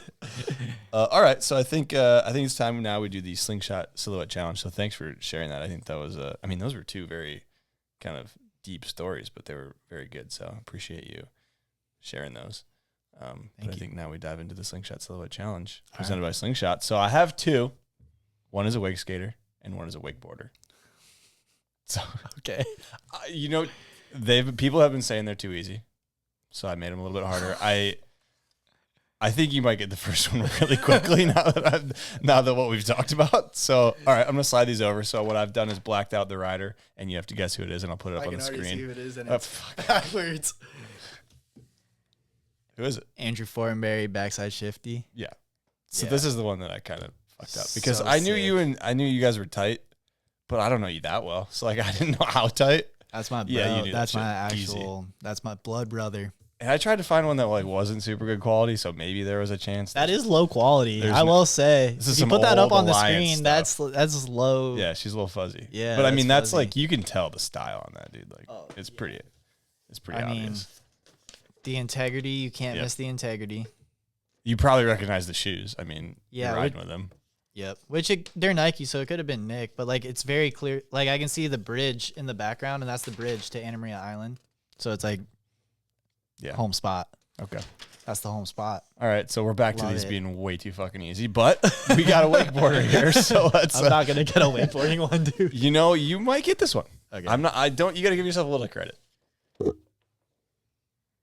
It's a slingshot rider. Dairy. It's not dairy. Yeah, I got that photo faxed over yesterday. Posted yesterday. Just posted yesterday. It's not dairy. This is older for sure. There's some hints in here that I feel like could definitely help. I don't even know where these rails are, dude. Well, you probably have never been there. Not a lot of. I don't think any wake skaters really rode there. Does he still ride for Slingshot? Can I get any hints? No, definitely not. Is it like Alex Graydon or something? His whole crew is gone. No. So it's Shred Town. Okay, so is it? I mean, that's pretty damn Well, I good. mean, yeah, it's Shred Town for sure. It's Chris. Is it Chris? It is okay, Chris. So, cool. the wider stance kind of, I feel like, I think they all Yeah. kind of had wide stances, but I thought the rail might help. All right. So I there we like go. the wide stance. Yeah. Yeah? Yeah. On a wakeboard? Yeah. It's kind of coming. It's kind of making a little comeback, dude. Yeah, it's sick. Get It's kinda big making a old little comeback. big old stomps with your big wide stance. All right. I think we pivot into a guest question from TJ. All right. What's up, Trav? Stoked you're finally sitting down for a chat with Hunter. I've been looking forward to this episode for a long time. When I was trying to come up with a good question or story to ask you about, I was having a hard time because you've been a part of some of my favorite eras of wake skating, and picking just one is kind of tough. But if I had to narrow it down, I think I want to talk about our time out at Swanee, and specifically that era where we were living on the Rockstar bus. And do you think that living on the Rockstar bus had an effect on our behavior? And if so, what would be your favorite fruit to smash if you had to pick just one? Love you, buddy. Can't wait to listen to this episode. Cheers. Cheers, He's TJ. teeing you up for one right here. So. Yeah, of course. He's telling a story without telling the story. Exactly. So what do you got? What's the details behind this one? Rockstar. So when Nick bought Swanee, and then we got it built up, and he had a Wakeskate tour contest out there, and then Rockstar was sponsoring the Wakeskate tour, and they left their tour bus out there for, I guess, for us, maybe out of convenience, maybe for us to kind of live a little bit better. I don't really remember that much about that, but no, that was crazy having the Rockstar tour bus to live on. We were living like rock stars. That's what it influenced, you know. And then my favorite fruit to smash would be a gigantic watermelon right in the middle of the Rockstar bus. So why'd this happen? I was just hyped. We were skateboarding in the bus. We were skateboarding in the bus, right? So we were like onto the couches. You like go down the hallway and you like go and hop on the couch with like your board, whatever, do like back 50 or tail slides, and then you pop back onto the hallway. Yeah. And you're skating the bus.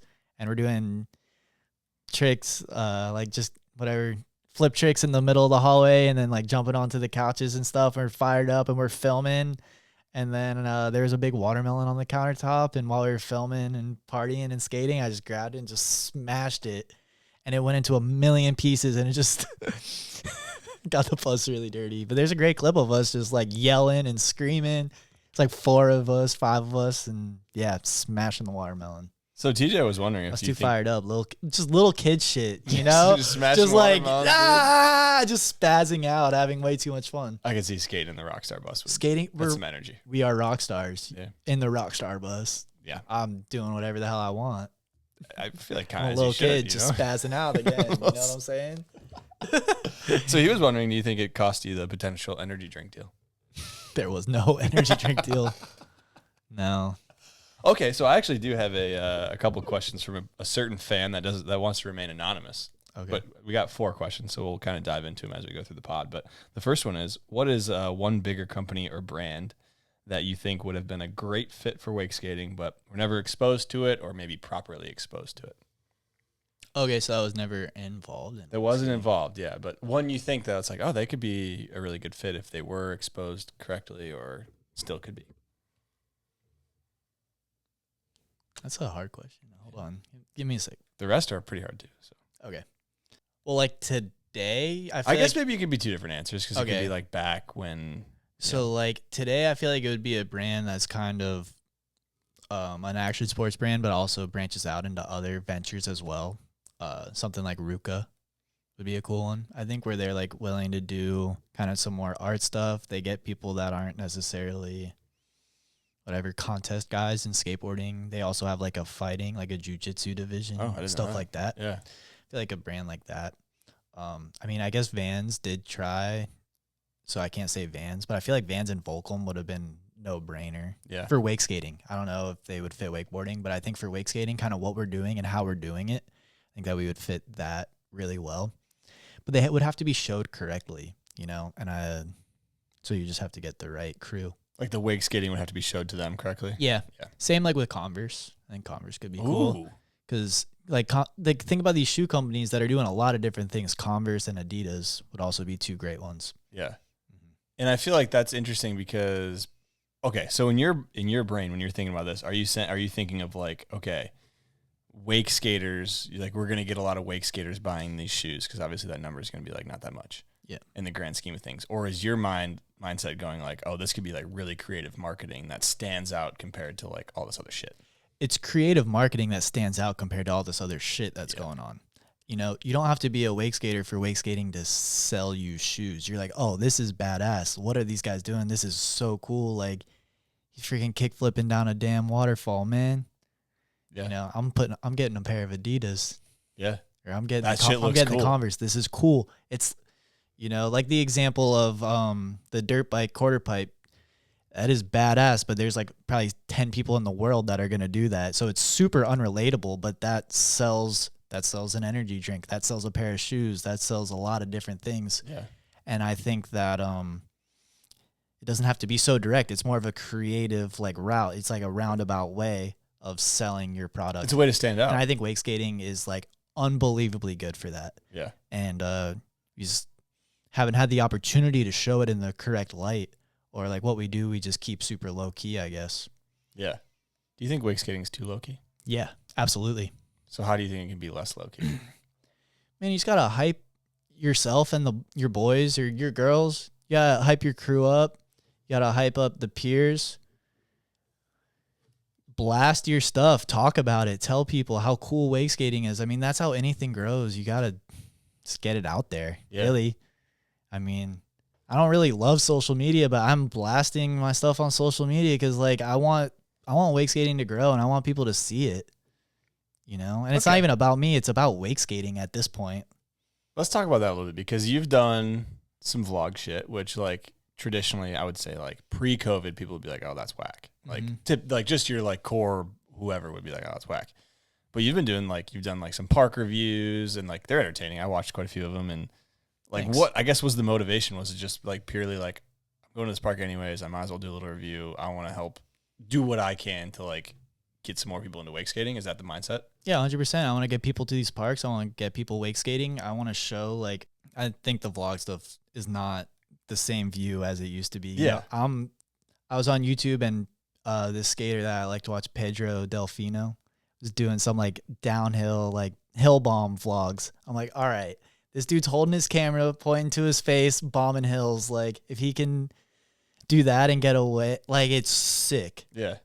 So I'm like, all right, that kind of inspired me. And then one of my homies at the skate park was like, dude, just go do park reviews. Just try. Nobody's doing it. Yeah, so like, nobody's doing it. Yeah. And so between those two things, kind of seeing like, because I would love to do it winching also. I'd love to do like a winching kind of thing. How to set up the spot, vlog, whatever, that kind of stuff. And just be like kind of chill about it. Hey, how we doing, guys? It doesn't have to be like that. That's what Pedro's vlog. He's like, yeah, I'm out in London by myself. Like, I'm going to go bomb some hills. Let's freaking go. It's 6 a.m. Let's get it. Yeah. You know, so that kind of fired me up to go do that. I don't really care what people say anymore. At the end of the day, yeah. There's no wake skate content out there. Somebody has to suck it up and do it too, or else we're going whatever. Yeah, it's gonna stop.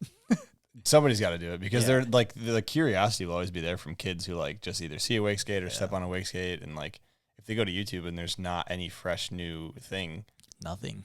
They're done. There's nothing. There's nothing there. Yeah, yeah. So quite a few different things kind of inspired me to do it. I'd like to keep doing it. I haven't been able to, but I think we'll get back to it. Yeah, definitely. And I feel like the vlog doesn't make you kooky. You're either kooky and then you do a vlog and then the vlog's kooky, or you're either like just a normal guy and you do the vlog and the vlog's normal. That's kind of what I was trying to get at with the skate. Like, a lot of kooks have done vlogs, and it gave it a bad name. Yeah, exactly. Yeah. But the vlogs could be totally fine, dude. Yeah. I enjoyed it. Yeah. And I've been getting a lot of positive feedback on it too. And let me tell you, it's way out of my comfort zone. I never ever thought I would be sitting here talking to a camera. Also, I never thought I'd be doing podcasts and doing interviews. Like, this is anti everything I've always been my whole life. Tying it back into the tray flips, the daily tray flip was also another way to help me get more comfortable in front of my cell phone. The first few, I'm like talking to my phone too. And that was like another way to be like, okay, I'm filming in public. Okay, I'm filming myself. You know, like, that's crazy things. Setting up my cell phone at the skate park was like a whole thing for me. I'd never done that before, you know? I got a ton at the skate park now. So it's all kind of tying in. You see what I'm saying? Yeah. Well, it's like growing as a person, you know? Growing as a person, The filming in public stuff. Filming in public is tough, dude. If nobody's tried it, dude, like, give it a legitimate shot. It's tough. It's crazy. You feel so dumb. You get humbled quick, dude. You feel so dumb because you look dumb, though. You do. You kind of do, but it's okay. But the final product that you make is not dumb. And there's 6 people in real life that see you making your content, and then there's 6,000, 60,000, whatever people that see your video that think it's cool. Yeah. And I'm just trying to get wakeskating out there at the end of the day, really, is what it comes down to. And I hope that other people start doing it too. Yeah, in their own different way too, right? Like, I really do. I hope that there's more. All right. So I think I want to ask you this. Who's the GOAT of wakeskating? Little pivot. Big pivot, I would say. All right, next subject. Here we go. The hardest question. Who's the GOAT? Or maybe not the hardest question. I don't know. I mean, just like, it's really hard to mention one person. I feel like there's different categories for GOAT, so it's hard for me to mention one person. Just like Travis, no. Greatest person to ever step on a wake skate. The greatest wake skater of all time. And I can only say one name. You can only say one. Okay, here's my hot take. Using the word GOAT, you can't use the word GOAT to describe somebody because you can only use it to describe one person. Yeah. You can't be like, oh, he's goated. Yeah. No, he's not. Yeah. Unless he is the GOAT. Unless he is the GOAT. He's not goated. Okay. Well, then, I mean, we got to go Andrew Pester, the GOAT. Okay. Best wake skater of all time. Also able to run a successful board company while being the best wake skater of all time is crazy. To have time to do both of those things is, he the man for that. The boss. He is. Okay, let's talk about what's it like wake skating with Andrew Pester and Cole Crace. It's awesome. Because you've taken some trips. You've rode with them. Like, yeah. What's it like just riding with them? It's great. Dude, you like forget how good they are sometimes, you know? They're in a league of their own. Yeah. There's Cole and Andrew, and there's everybody else almost. You know what I mean?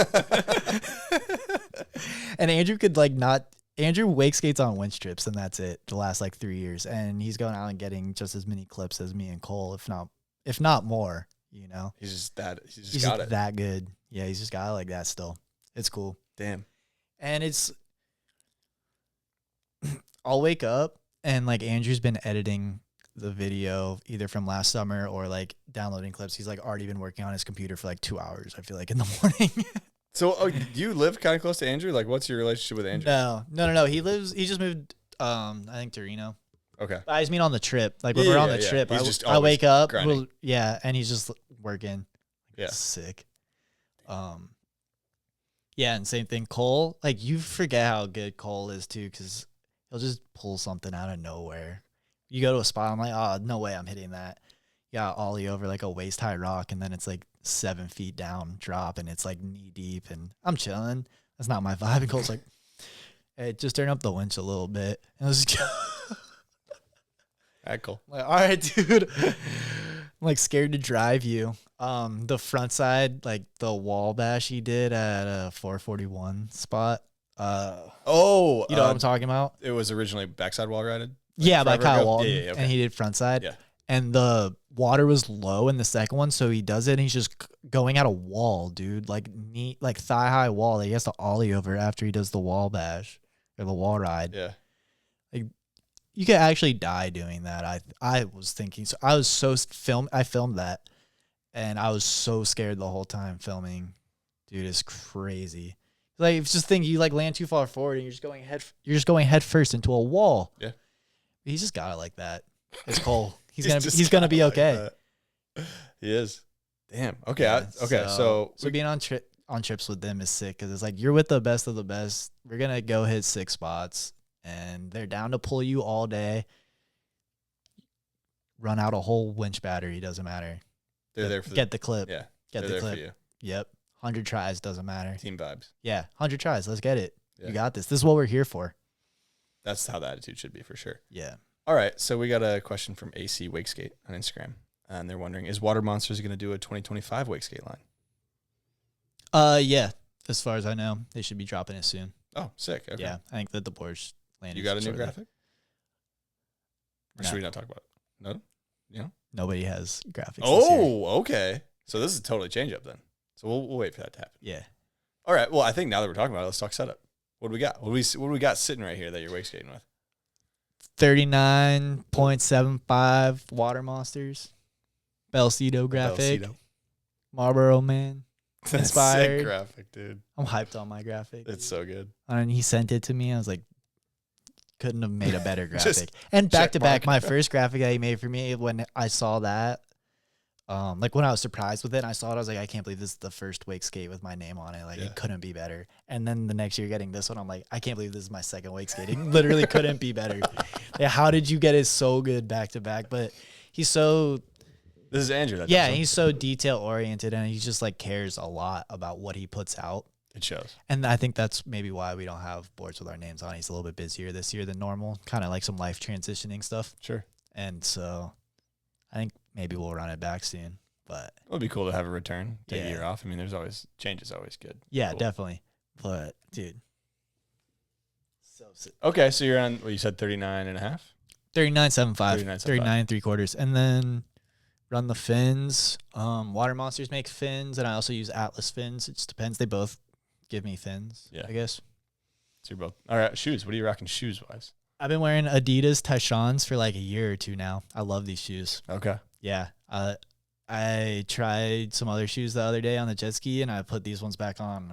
I think I've just been riding in them for so long.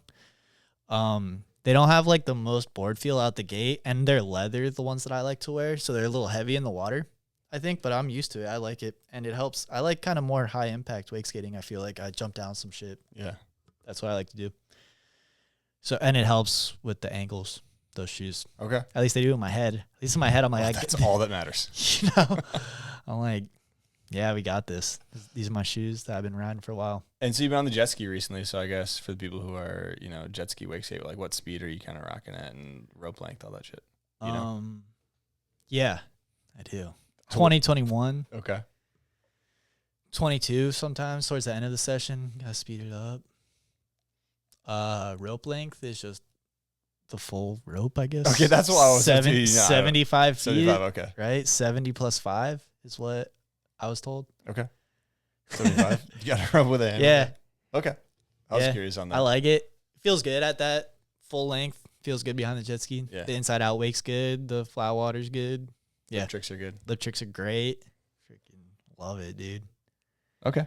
That's the setup. Grip tape, replace often. Yeah. Okay. How often we talking? Every few weeks. If you're shit. if you're wake skating, dude, for sure. If you're like actually riding a lot, once a month at minimum. Yeah. Okay. For sure. That's a little pro tip there. I know For that. sure. I probably replace it more than anybody, I think, though. Yeah. But I love the fresh grip, or like day 2 through like 15 of grip, and then it's like time for new grip. Gets a little slippery. Yeah, for sure.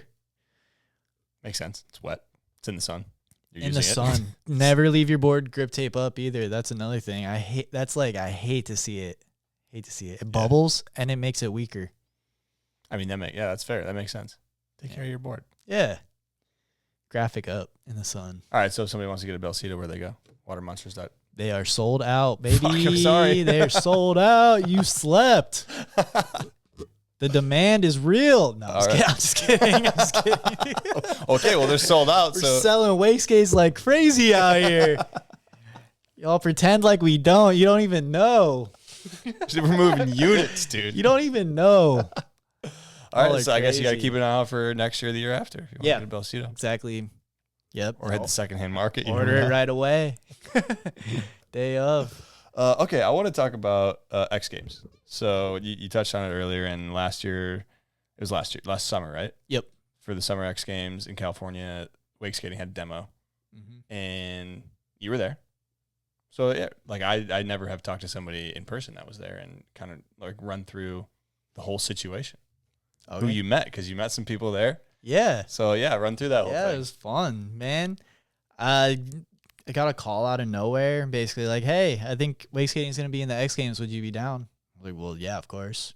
And from there, pretty much flew out. It was Ventura X Games 2024 summer, and is a Wakeskate. I think they like to call it an exhibition. Exhibition was that? Okay. Yeah. We made a lot happen with not a lot of space and no money.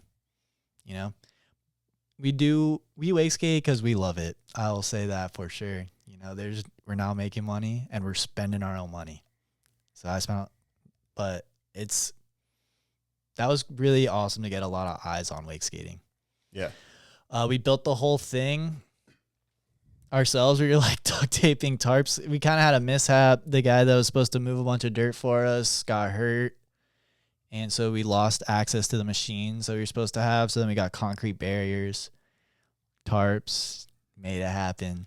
What was the setup? I guess it was like Okay. pool. It was like a pool that was like 4.5 feet off the ground and like waist and like that deep. Yeah. And then we had like a 10-foot gap, I think, with like a 16-foot metal round rail, like a fake 3-stair that we built out of wood, and then like a shin high, like 2-foot high landing pond, super short, Yeah. super shallow, pretty damn skinny.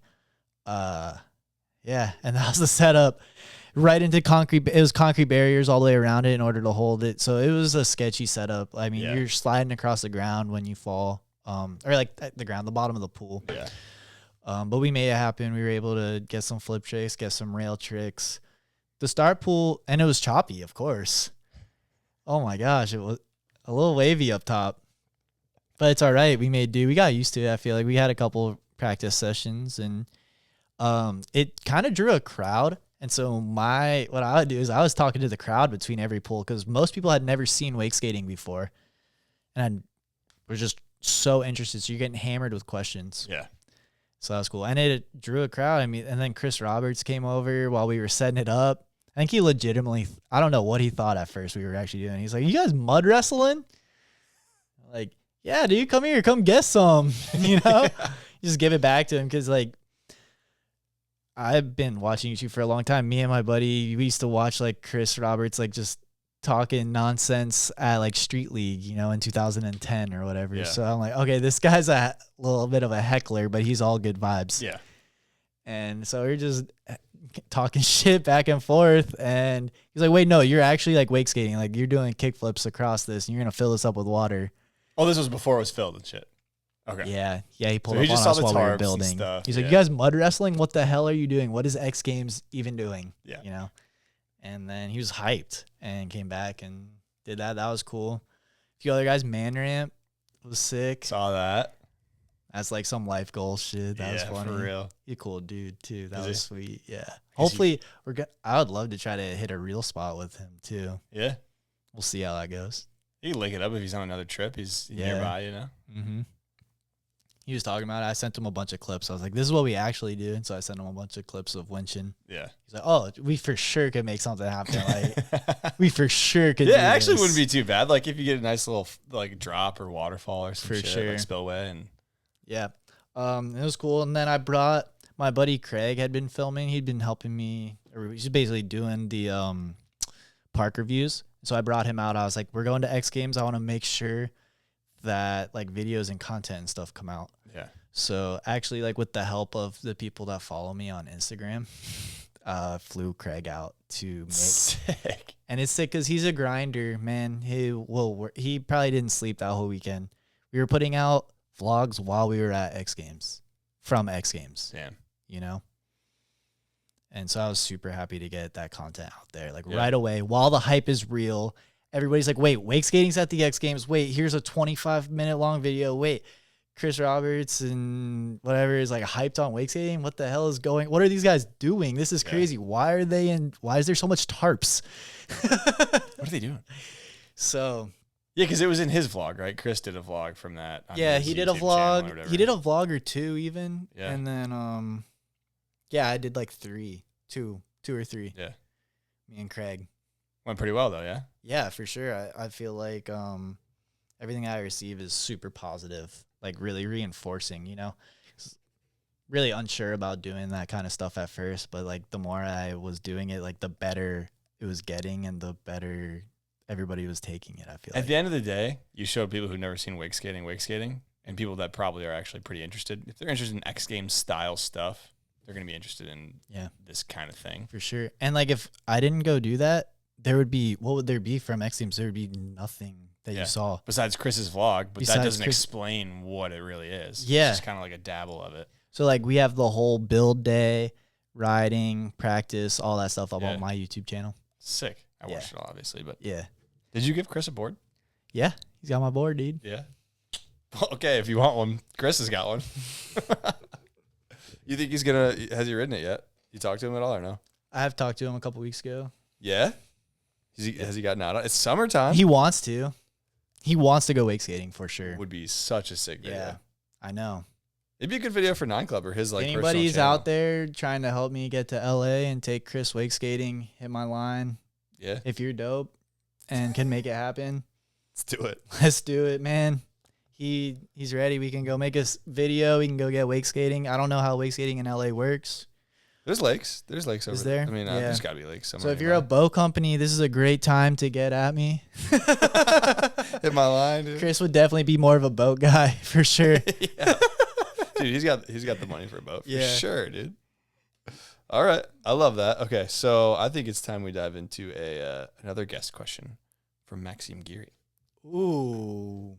Yay, buddy. For sure, of course. I do have a question for him, which is where Trav see wake skating going in the future. Either way, well, first of all, in the States, it seems like there is no kids evolving or riding on a wake skate. And in Europe, he knows the scene a little bit here. And it'll be interesting to see, to have his opinion on where wake skating is going for him in the next 5-10 years. Yeah, there's your question, bro. And have a good podcast. Have fun, guys. Thanks, Max. Awesome. Thanks, Max. Miss you, buddy. See you soon, buddy. All right, so where I see it in the U.S. and then versus how I kind of see it in Europe and like the growing or lack thereof in either place. Yeah. Yeah, in the U.S., it's kind of hard. We're so spread out here, for one. So that's first and foremost. We're really spread out here, so it's really hard to like see like a big scene anywhere. I will say I went to this cable park in California, Wake Island, and there was a ton of wake skaters. Really? There. Yeah, that was super cool. That was on the X Games trip. Okay. We stopped. Makes sense. We flew into Sacramento, went to Wake Island. There was like 50 kids that I'd never met before, all wake skating, which was really cool. Maybe 50 is an exaggeration, but like it was the most I'd seen. Enough where it's a lot. It was enough to where I was like, wow, it's a lot of people wake skating. Yeah. But yeah, you're not like seeing a bunch of like 14-year-olds or whatever, like doing kickflips and like big spin like big spin board slides and stuff. Kind of like maybe you saw 10 years when I was a 14-year-old. You know? Yeah. Me and like Austin and a bunch of other guys, Nick Robinson, who else? Coco. Like there's a bunch of like younger guys kind of doing it. In Europe, it seems like it's only growing, and they have a ton of cable parks, and we don't really have a ton of cable parks. They're super spread out, and a lot of them aren't really the set up for wake skating, which you can't set up your cable park for wake skating. I understand. I feel you. If you got an island, that's a big start, though. Yeah. All you need is a cable park with an island, and now you're a cable park that would be great for wake skating. Yeah. Because flatwater Flatwater is all you need to have fun on a wake skate. You need to be able to ride on plane and have flat water, and you're having a great time. Add in a flat bar, and you can spend years having free best day ever over and over and over again. Yeah. So wouldn't take much, but it will take something. It will take more parks. And it seems like the parks in Europe also kind of support the riders a little bit more than maybe parks do here. In terms of like once you start getting good or you start going to the park a lot, they kind of are like help it out. Down to have you help film or film you, or like maybe you're not paying a bunch of money. Or private sessions. Yeah, private sessions. I don't know. I go to a park and I spend a ton of money to go to OWC or go to Ravens Cove or whatever. It's like, it's an expensive day. It's crazy. I pull up and they're like, oh, do you need to rent a wakeboard? I'm like, no, thank you. And like in Europe, when I was in Europe, it was crazy because, I mean, maybe it was because of where I was going and who I was going, but like everybody, you're treated like royalty over there. Is crazy. They love wake skating and wakeboarding so much. They know all the riders. They know what you're doing, what you've been doing. Super interested. And we don't have that in the U.S. It's like, I think it's because it's so fractured here. Like there's so many different parks, or there's not so many different parks. There's like 30 full sizes or something, but they're all over the place. yeah, There's no like, I feel like in Europe, there's all these different communities that have parks within kilometers of each other. for sure. Where here, it's like, I mean, what's the closest one besides Orlando and Nona? Like, there's no parks that are that distance away from each other. So, like, you don't have these communities that are feeding off each other, getting into the sport. Yeah, whereas like you go to France and there's like 5 cable parks in Toulouse. What? That's crazy. It's so awesome. And the scene there is huge. I went to the Wakeskate Cup and Leo capped his contest at 60 Wakeskaters, said no more can join. There was people that were there that were bummed that they couldn't ride in the contest because he stopped it at 60. And this is a contest that you paid money to enter and didn't win any money. And we were all hyped to do it because we're supporting wake skating, and that's how big the scene is there. Yeah, it was fun, probably. The funnest full-size cable contest I've ever done. Yeah. That's for sure. Hands down. I'll go back and wake skate at it. I'll go spend money and not win money to go do it again. For sure. 100%. 100%. That was really cool. So maybe the cable parks is a big thing, or just like they have a lot more access to it. It's maybe a little harder in the U.S. to find access to it. At least through the cables. Kind of creates a scene. It's like hanging out at the skate park. So you're a Florida guy. Why don't you think there's more cables in Florida? They're blowing it. I don't know. The people with money need to open up some cable parks. I think that it would be unbelievable. A cable park in Sarasota would go off. Another cable park in Tampa. Open up another cable park in Orlando. If you made a cable park with good lodging, with a restaurant, I mean, you got to kind of follow the European model, okay? In Europe, you pull up to the cable park and it's beautiful, for one. They have a sick restaurant. And a lot of them have lodging too. Not all of them, but a lot of them will have like other attractions also. Like I went to one in France where the Wakeskate Cup was. They had like a laser tag thing. It was crazy. But like a dope restaurant and bar and just beautiful views. Like, and I went to another cable park in Toulouse also where there's women just going there to like drink espresso and have Prosecco. And they're like, there's not even a view of the cable park, are they? You're just like in nice trees. I mean, so we're kind of missing that for sure. Because that's a great way for them to make money. And then Florida's so full of skaters and surfers that it's just a no-brainer that people would be into wakeboarding and wake skating here. It's crazy. And it would be a destination for worldwide riders, people that have to deal with winter. Germans, the French people, they all got winters, and we really don't. Yeah, there's like a month, maybe a year. Yeah, like January. January can be cold and windy. Yeah, but that's Florida cold and windy. Yeah, so. No, it's unfortunate that we don't have just like a mecca or multiple meccas where like people are coming down to Florida and just live in the Florida lifestyle, you know, for 6 months in the winter like they do in the Philippines or Thailand. It's always kind of been mind-boggling that we're lacking that. Yeah, you'd think this would be the mecca, right? You would think Florida is just like that is Toad Water Sports, Florida. Got the lakes, got the boat history, got the people. Yeah, got the people for sure. So many boats here too. Yeah. And so many boat companies come down here to like shoot their boat ads also. You know, They go down to Sarasota in specific all the time. All kinds of boat companies to go shoot what they're doing. Yeah. Yeah, it's mind blowing. Yeah, it's always interesting. They could have to a me. huge water sports scene down here. We're missing that. People are familiar with it down here for sure, which is Oh, like people- the hardest battle. Everybody knows what wake skating is. I don't know if it's like from me and my friends, but I swear all of Bradenton, all of like everybody knows what wake skating is. Yeah, A lot of them still do it when they can. it's fun. Yeah. It's a lot of damn fun. All right, so speaking of wake parks in America, let's go on the positive side of things. Like, what do you think are some of the best wake skate parks in America? 2.0 or full size? You can include Canada too if you want, because you've been to a few. I mean, Yeah. you've been around. Well, I mean, Blackwater Junction, of course. That's a 1-1. That's the first draft pick right there. Yeah. Okay. That's the best 2.0. So awesome. It's a lot different than like it's a lot different than like a Sessi Tech riding though. There's a lot more What's like- the system? I don't know. It's like between like it's like a homemade system. Oh, okay. Yeah. I didn't know. Yeah, I don't know if it's like an actual brand name or not, but he kind of has it. It's like a homemade system. Okay. Sick. It's sweet. Yeah, it works well though. Yeah.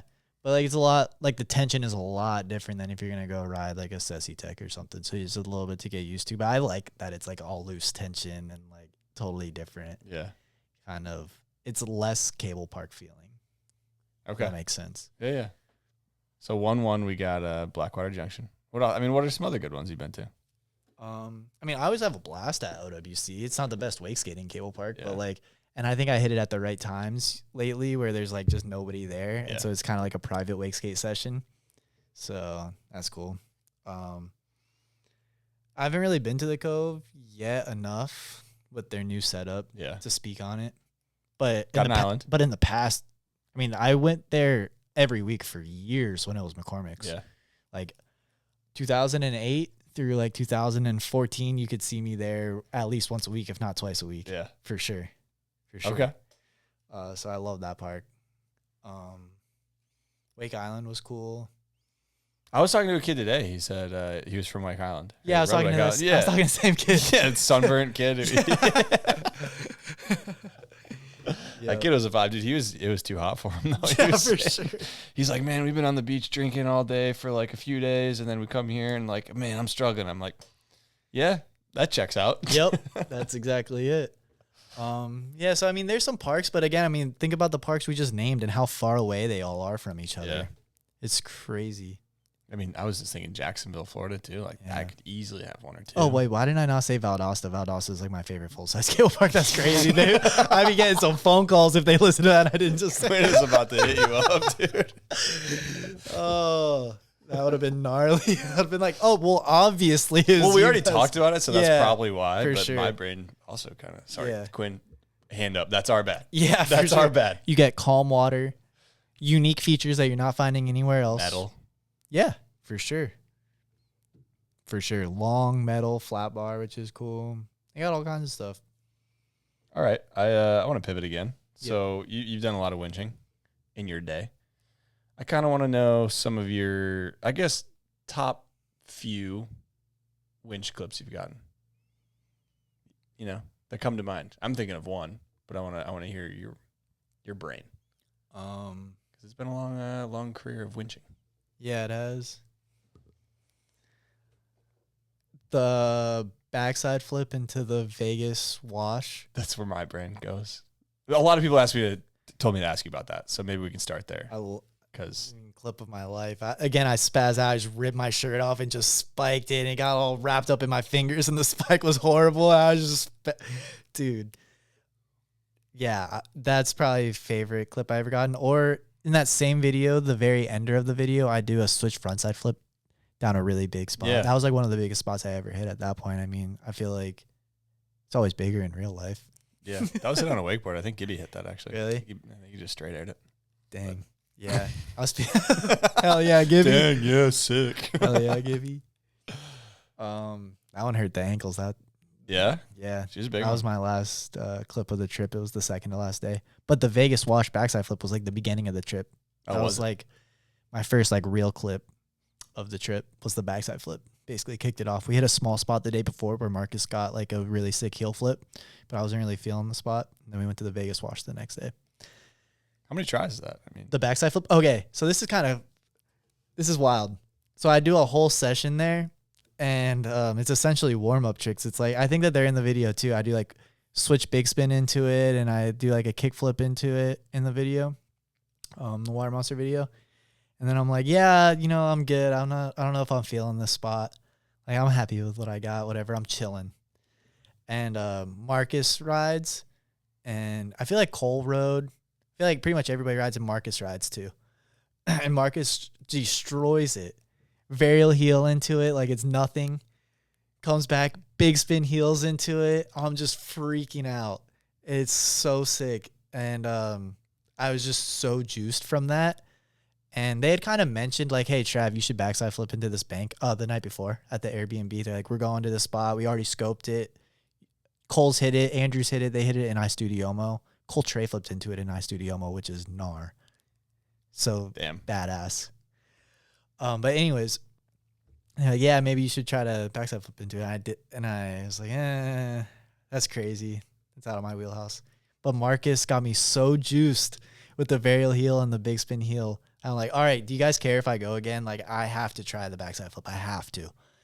And so I go and I try to just back 180 into it, and I pretty much like pop and like land at the bottom of it, and I slip out backwards and like slam my elbow into the thing super hard. So I got like a big bloody like big swell bow. I'm like, all right, well that was maybe worst case scenario. Let's go try to get this back 180 again. And so then I calmed it down and kind of figured out where I needed to land into it to make it work. Yeah. Got the back 180, and I was like, let's just send it and see what happens. Like, just think of it like a flat, like I'm just doing a backside flip in flat water, and then just try to scoot over and down into the bank. And I tried a couple, and I started getting close, but I kept slipping out on my heels, kind of like the same way, like towards the waterfall. Okay. So go down it, ride down it. At the transition, I've never done any kind of like transition. I can't hardly ride the plastic down into the, I never learned how to do it, you know? So like I never had done anything like water transitions like that. And so I keep slipping out on my heels, and Cole's like, all right, I'm going to take a couple photos, you know, whatever. So we took the photo, and then one of them was like, I need to just fall on my face. Like if I just fall on my face, I'll ride away. You have to overcorrect. Yeah. And it wasn't like that many tries, I feel like. Less than 20. If I'm remembering correctly. And I'm one to be like, no, that took me 50 tries. Yeah. I took me 100 tries. There's things that take me 100 tries. It's Wakeskating's hard. Wakeskating's hard for me. It's not just you. Yeah. Wakeskating's hard, and you know, you try hard, and sometimes you come on top. And yeah, so it's just like, all right, let's fall on the face. Backside flip, rode down it. Transition perfectly, and the like the energy in my body from that, like when I'm riding away and I'm just staring at the sidewalk, like getting closer and closer and closer. What am I gonna do? Oh my god, I'm riding away. This is fucking crazy. And slam into the concrete, and then rip my shirt off and try to spike it. I was just so psyched. I was like, I just got the best clip of my life right there. I mean, it couldn't have been any more perfect either. It was so perfect. Thank you. It was just perfect. Thank you. Like you couldn't redo it again to get it better. It was just one of those where it's it like, felt we're good. So good. It felt so good. Is that #1 clip ever? For me, yeah. Yeah. That's like that's like life goal type trick. I mean, backside flip at a winch spot, hard enough. Yeah. Backside flip in general, hard enough. You know, and then to do it into like a unique spillway, waterway, dam like that. Yeah. Yeah. Fired up on that. That's a sick one. Fired up. Thank you. Any other clips get you fired up over the years? Like I said, the switch frontside flip, and that was at the end of the trip. That was cool. The whole trip, I wanted to switch frontside flip something big the whole time. I was probably like annoying a little bit about it. You know, like as I went to some spots where like I could have done a switch frontside flip and I like didn't, because I wanted to find a big spot. And then we finally found the big spot, and then it was a battle, and like to like the point of the winch dying, the sun going down, and my ankles both just like obliterated from trying it so many times, and then rode away from that one. Yeah. That one was a battle and a swim and a horrible angle. Horrible angle. It's like it's like had everything go, and it's big, like large. And there's no moving water, so when there's moving water, the impact's a little less, and it's just still water, and so it's like That one got me smack. fired up. I got a clip that hasn't came out yet from our winch trip in Colorado last summer. Me, Cole, and Andrew. Same thing, water monster trip, just the boys, just us three. And I got a trick there that I'm super psyched on. Is there a project that's coming out from Water Monsters that? Yeah, that video. That we do trip videos. Okay, and this one still is just in the. Not came out yet. It'll probably come out. vault. If the boards come out, it'll probably come out with the boards. That would make sense. We'll see, Andrew. Yeah, we'll see. What's the longest battle you've ever had? I don't know. I mean, I for sure, like, Maxime filmed me do my first switch flip in Valdosta down the Valdosta gap, and that was like 107 tries or something like that. And then I cried. You kind of just said 107 tries. It sounds like you're counting. Yeah. Yeah. Yeah. That was a lot. Yeah. I was so happy to do that. And that was like right when I was starting to wake skate again. That was like 2021 or something like that. That was like right when I was wake skating again and trying to hang out with Max and Cole and like keep up with those guys who had been like wake skating a ton. And I was trying to, keep up with them. And I was like, I need to switch flip this thing. So that was a lot, but I feel like I've had some battles for sure. Yeah. Okay. So when you land a trick, like after a battle, has your reaction changed from relief versus happiness of like, are there times where it's like, oh, I'm just relieved I got it? And then are there times where I'm happy I got it after a battle? And like, has that changed over the years? Or is it trick dependent and like spot dependent and everything? It's so many variables for me personally. Definitely relief though is a real feeling after a battle. Yeah. And then I'm just drained. Like I'm so mean to myself, man. I'm so mean. Too mean. Like it's not cool. In terms of getting it perfect or like what? No, just like in my head, just talking, like you fucking suck. Talking shit to myself. What are you even doing here? And like it started to become like a little bit verbal on the last water monster trips where I'm like saying this shit out loud, like, dude, you suck. Like you're gonna be nothing forever. Like you're just gonna do this little trip and then go be a freaking stuck washing dishes for the rest of your life because you're dedicated to something that you're never gonna do correctly. You fucking idiot. Blah blah blah. You know, just being real asshole, like out loud to myself. And that's when I was like, okay, I got an issue. We got to reel this in. Yeah, for sure. So I'm working on it. Okay. I made some lifestyle changes to improve that a little. I'm still super mean to myself, but it's cool because nobody can be meaner to me than I am to myself. So that's good. That's facts, dude. Nobody's capable of being as mean to somebody as you are to yourself. Yeah, so just super brutal there.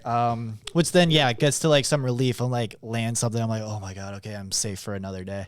Yeah. I'm good for another day. But I don't think I'm that gnarly really anymore. I kind of have figured some other stuff out and like, older. Yeah, and you find some, you find some ways in life to find some meaning other places. You don't have to put it all on on the trick that's going down right then. Yeah. That's probably good lessons to learn there, I would say. All right, I think, let's go a little positive right now. What are your top 3 Wakeskate movies? So Chase Gregory is wondering this. Top 3 Wakeskate movies. Yeah, I don't know if he's wondering your 3 favorite or like if you were to rank, like these are the objective top 3 Wakeskate movies created. Doesn't really matter, but. Okay. Well, 3 favorite. Yeah, go 3 favorite. More Than Machines for sure. And this is in no specific order. More Than Machines.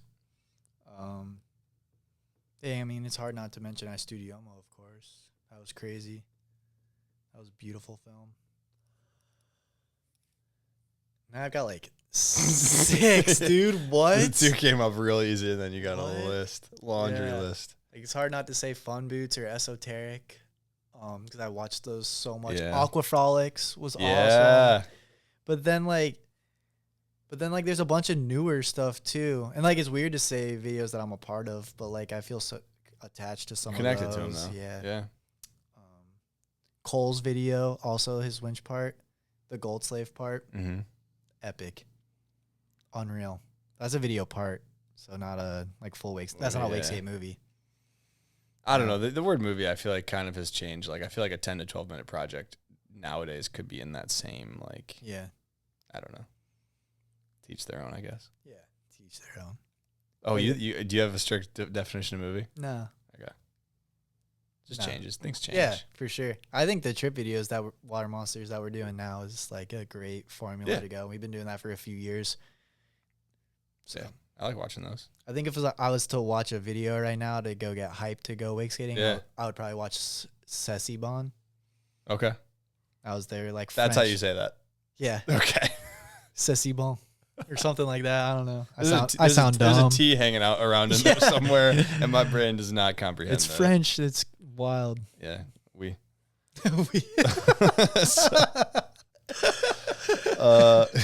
So I'm wondering, who do you think are the top 5 wake skaters in the world right now? You seem pretty plugged in, pretty connected. Cole Crace. Okay. Top dog. That's my other goat, other than Scott Byerly.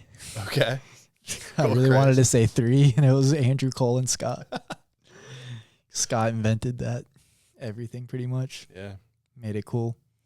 Yeah, so Cole Crace, number 1. Maxime, of course.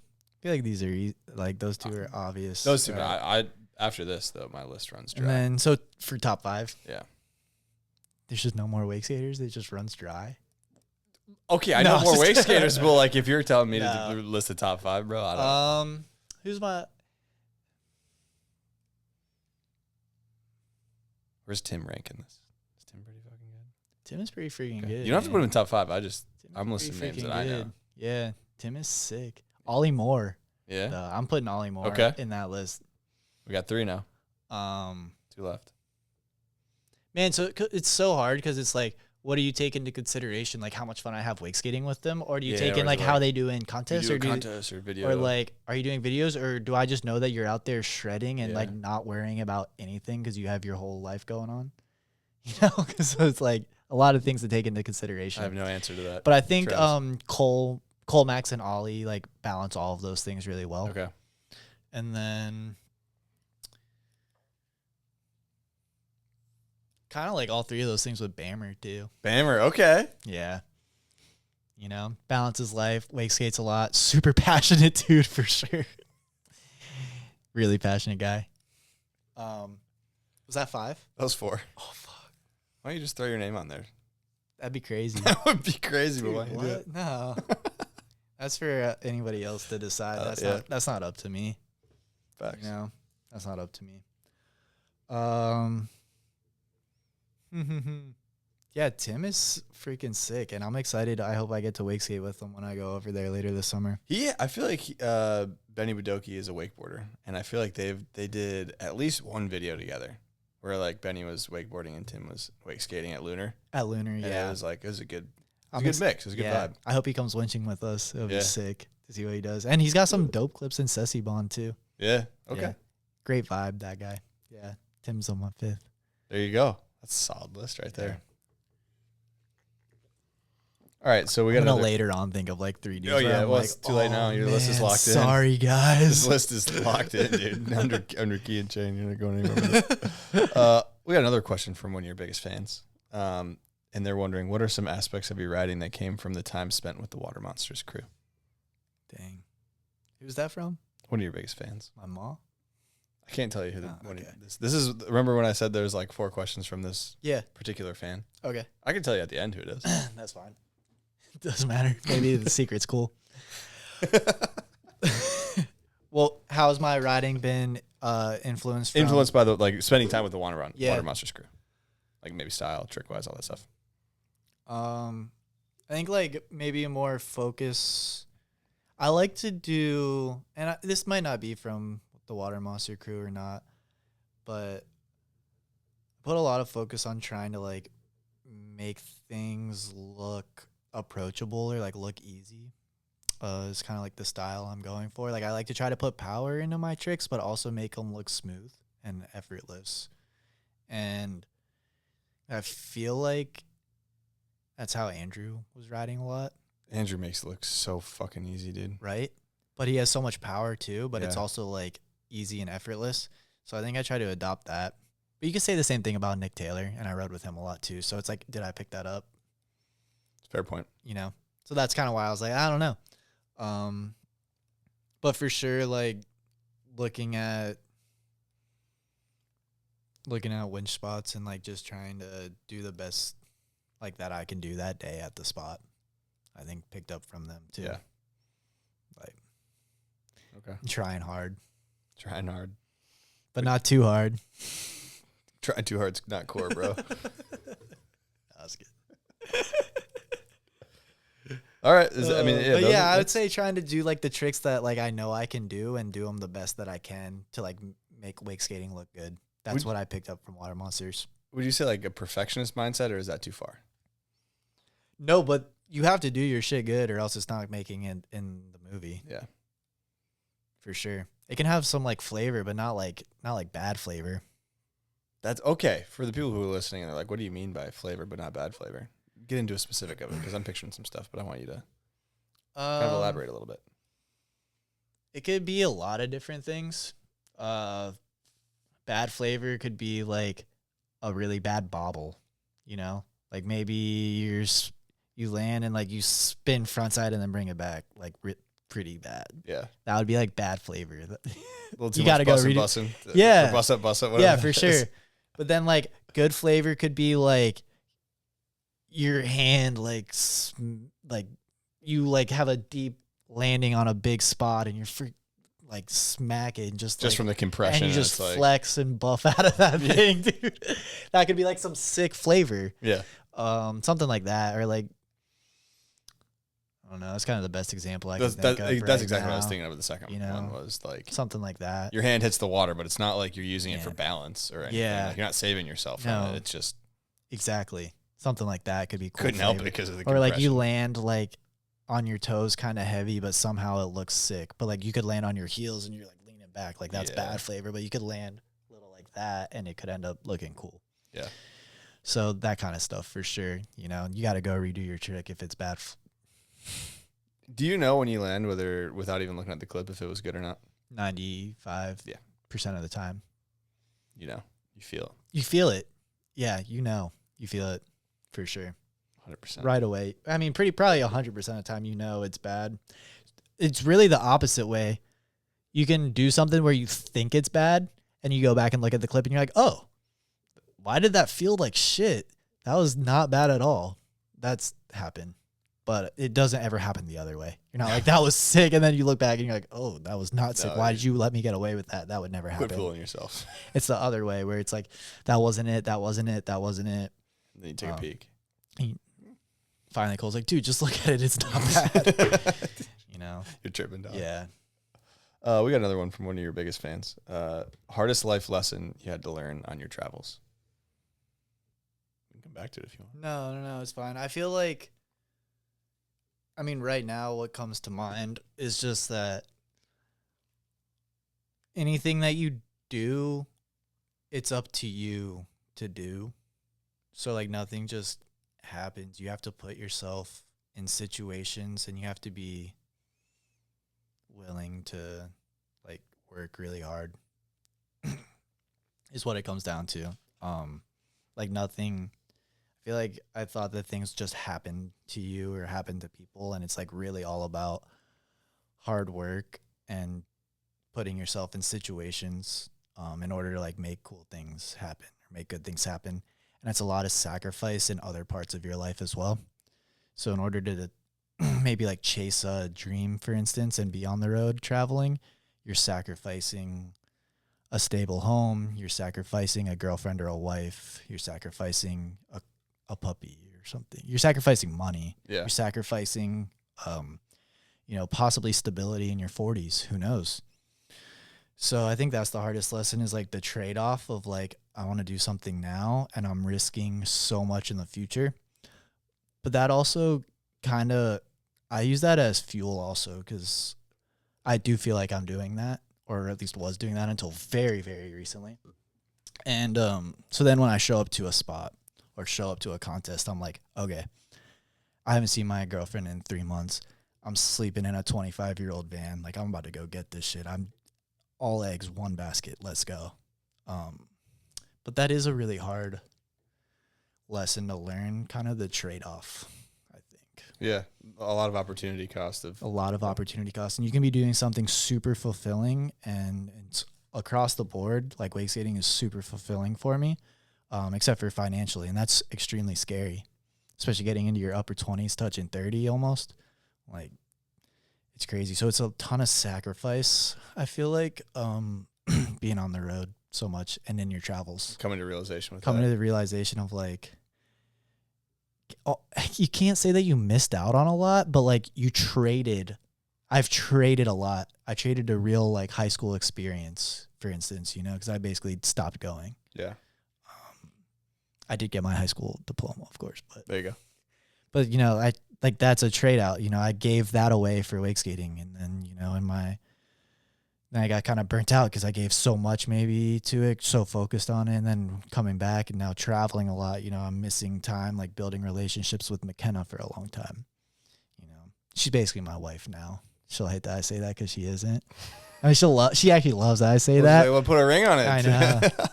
But I would say that's it. It's like really just the sacrifices that you have to make in order to like do what you love to do is crazy, especially to like have it try to work out. Try to like really give it your all. You are trading a lot of comforts that a lot of people, you know, work hard to have those comforts. So what keeps you coming back then? I love Why do you it. love it so much? I love it. There's no other way to live. You have to. It's otherwise you're going to be old and be like, imagine if I had bought an old van and traveled the country with my friends because I have this thing that I'm so passionate about and that I love so much. And I met these interesting people that like I have great connection with, and they're also crazy into it too. And they're also down, you know, and they might live on the other side of the country, but like for the whole summer, we can link up and do this like thing together and like make these memories and make these videos and like push ourselves in a certain type of way, you know?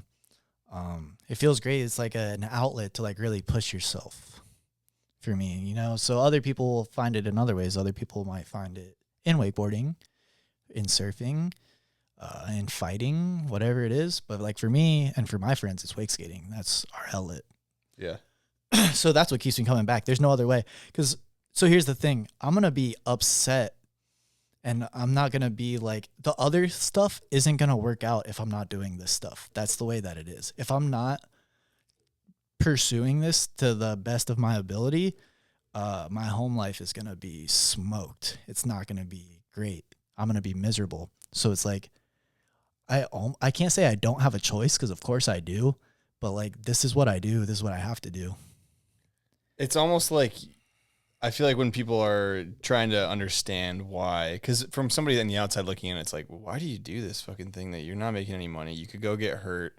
Like, you know, you're not on ESPN getting fucking millions of views doing this shit. Like, what? Why are you like? They don't like. A lot of people probably don't understand it, right? Yeah. And I think of it the other way around, where like, I think we're blessed to be able to. We've discovered something that for some reason we love so much. Yeah. I can't explain it. Maybe you can explain why you love wake skating. There's obviously things Yeah. it feels good to land a trick good with the homies, but like there's this intangible that you feel so good about. And you can look at it in like a weird light of like, oh man, I'm not, you know, making a living doing it. It's like, well, yeah, but most people's hobbies, they don't make a living doing. They pay to do it. Yeah. So like, why is it wrong to pay to do this hobby we love? Exactly.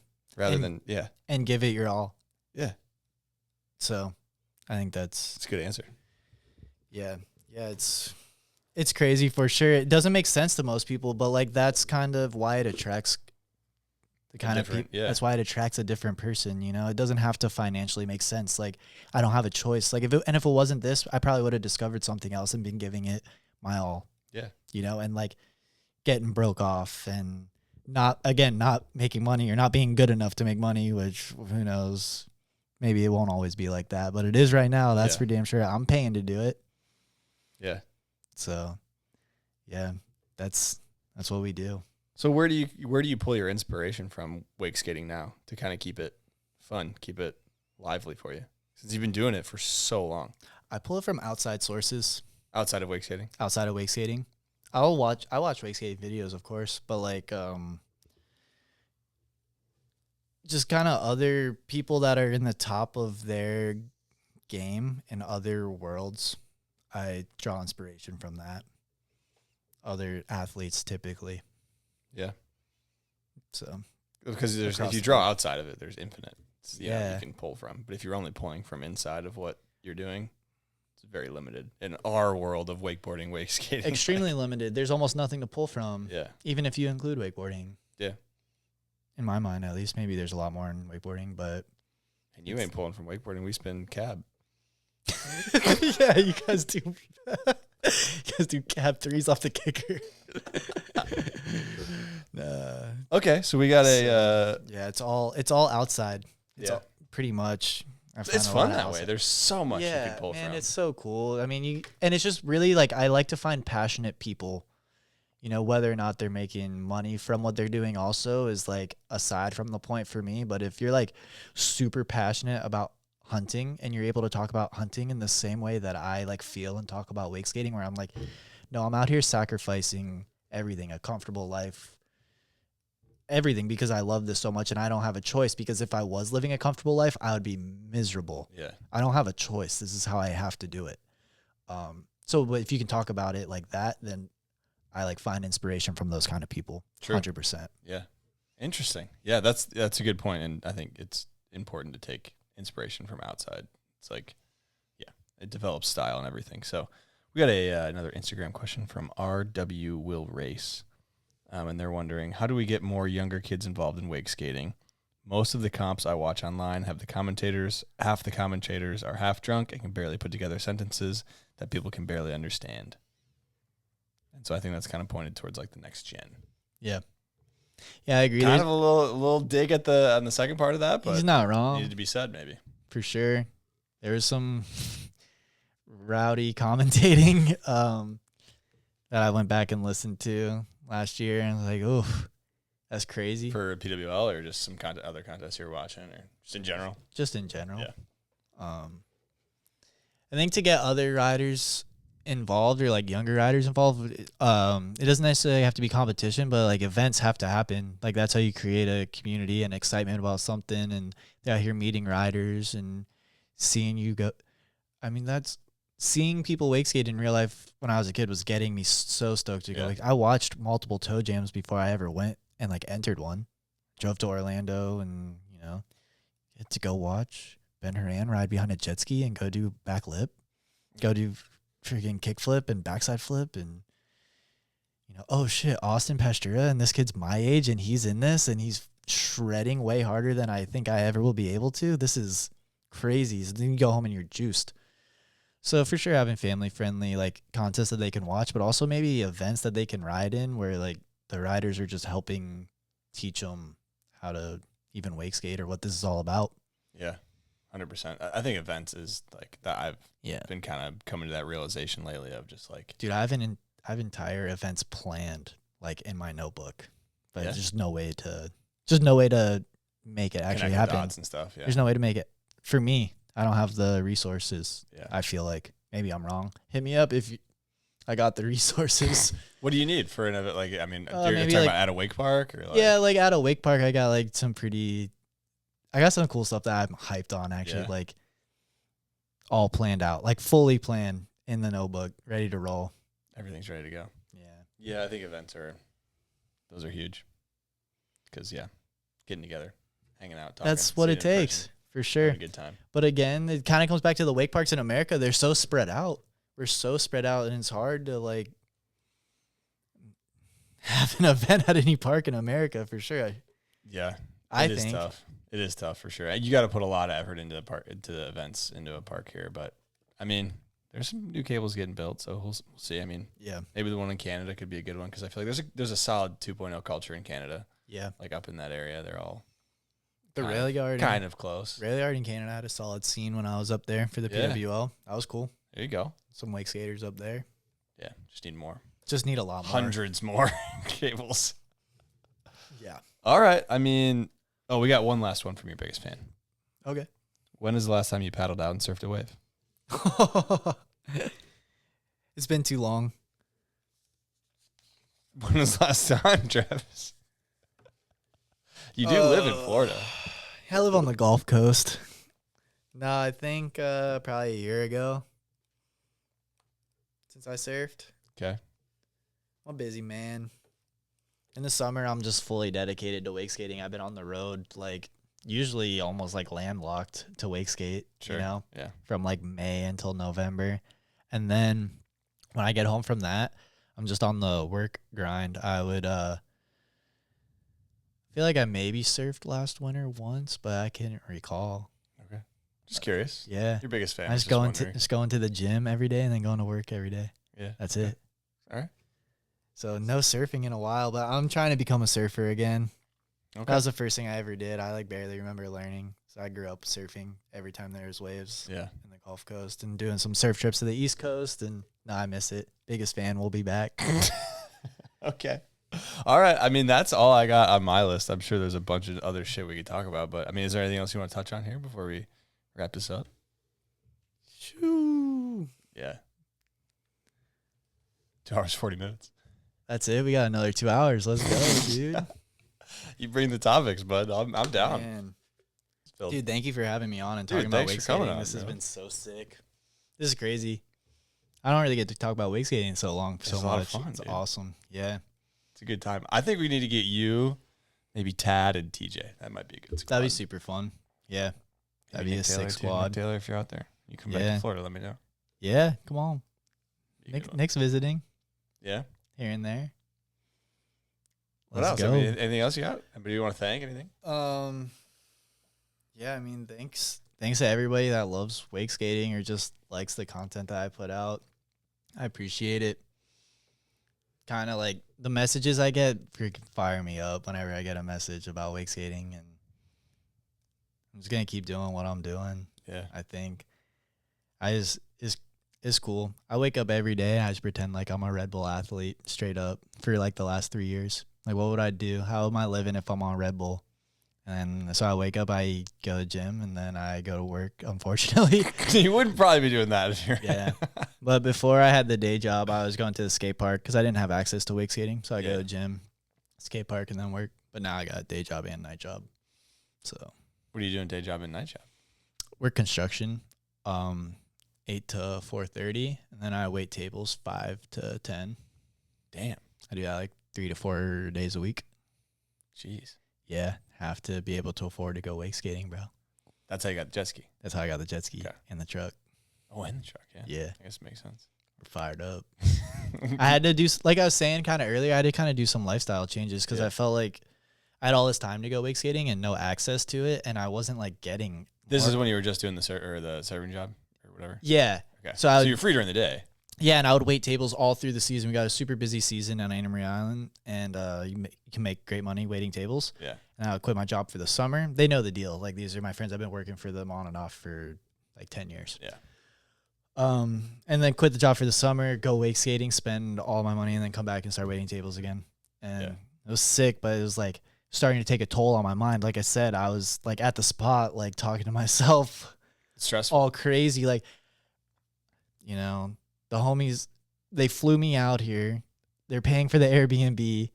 It's just me, Andrew, and Cole. They're the homies that flew me out here and for paying for the Airbnb, and I can't land this frontside flip, and I'm going to be a dishwasher when I get older. Nothing wrong with that if you're a dishwasher, but like, I don't know. In your head, you picture yourself as amounting to a lot. Yeah. In my head, I got more. Which is not to say that's not a lot, but I got more. No. I got more. Yeah. Come on, man. I'm just not dogging the dishwashers out there. I'm trying not to dog on them. We need them, but there's more for me. Yeah. But I was just getting so stressed. So I'm like, okay, I need to learn a trade. I need to get a truck. I need to get a jet ski. I need to make this happen myself. So now I'm making it happen myself. We out here. Yeah, I still wake up and pretend like I'm a professional athlete every single day. I mean, I was doing it, and then I got my pro board. I was doing it before I got a board on Water Monsters. I was like, I'm just going to pretend I'm a professional wake skater until it happens. Yeah. I guess it depends on how you define professional wake skater, though, whether that's making a living or having a board or what. But I feel like a name on the board is. that's pretty much I it, think right? that's kind of Yeah. yeah. I don't know. In my definition, at least. Yeah. So Damn. Sick. yeah, Now you're kind of pretty much living the it. dream with the girl, and I mean, you Dude, guys are pulling each other wake skating. This is Come on. what this is the dream. Yeah. This is like when I was 15. This is like what I pictured. Late 20s-year-old me doing. Yeah. So Sick. making it happen. There you go. All right. Well, We're dude, psyched. thanks a ton for coming on. We'll definitely try and run one of those up with a couple of the boys, and we can really really chop into some other shit Hell too. yeah. Thank you, Hunter. Yeah, absolutely, dude. Thanks for coming on. It was fun wakeskating with you today. Thanks everybody for tuning in. Make sure to like, comment, subscribe. If you guys are interested in supporting the podcast, join the Patreon. That is huge. It allows you to see who the guests are early, and you guys can submit a question for them. Other than that, I hope you guys enjoyed this episode, and we will see you in the next episode.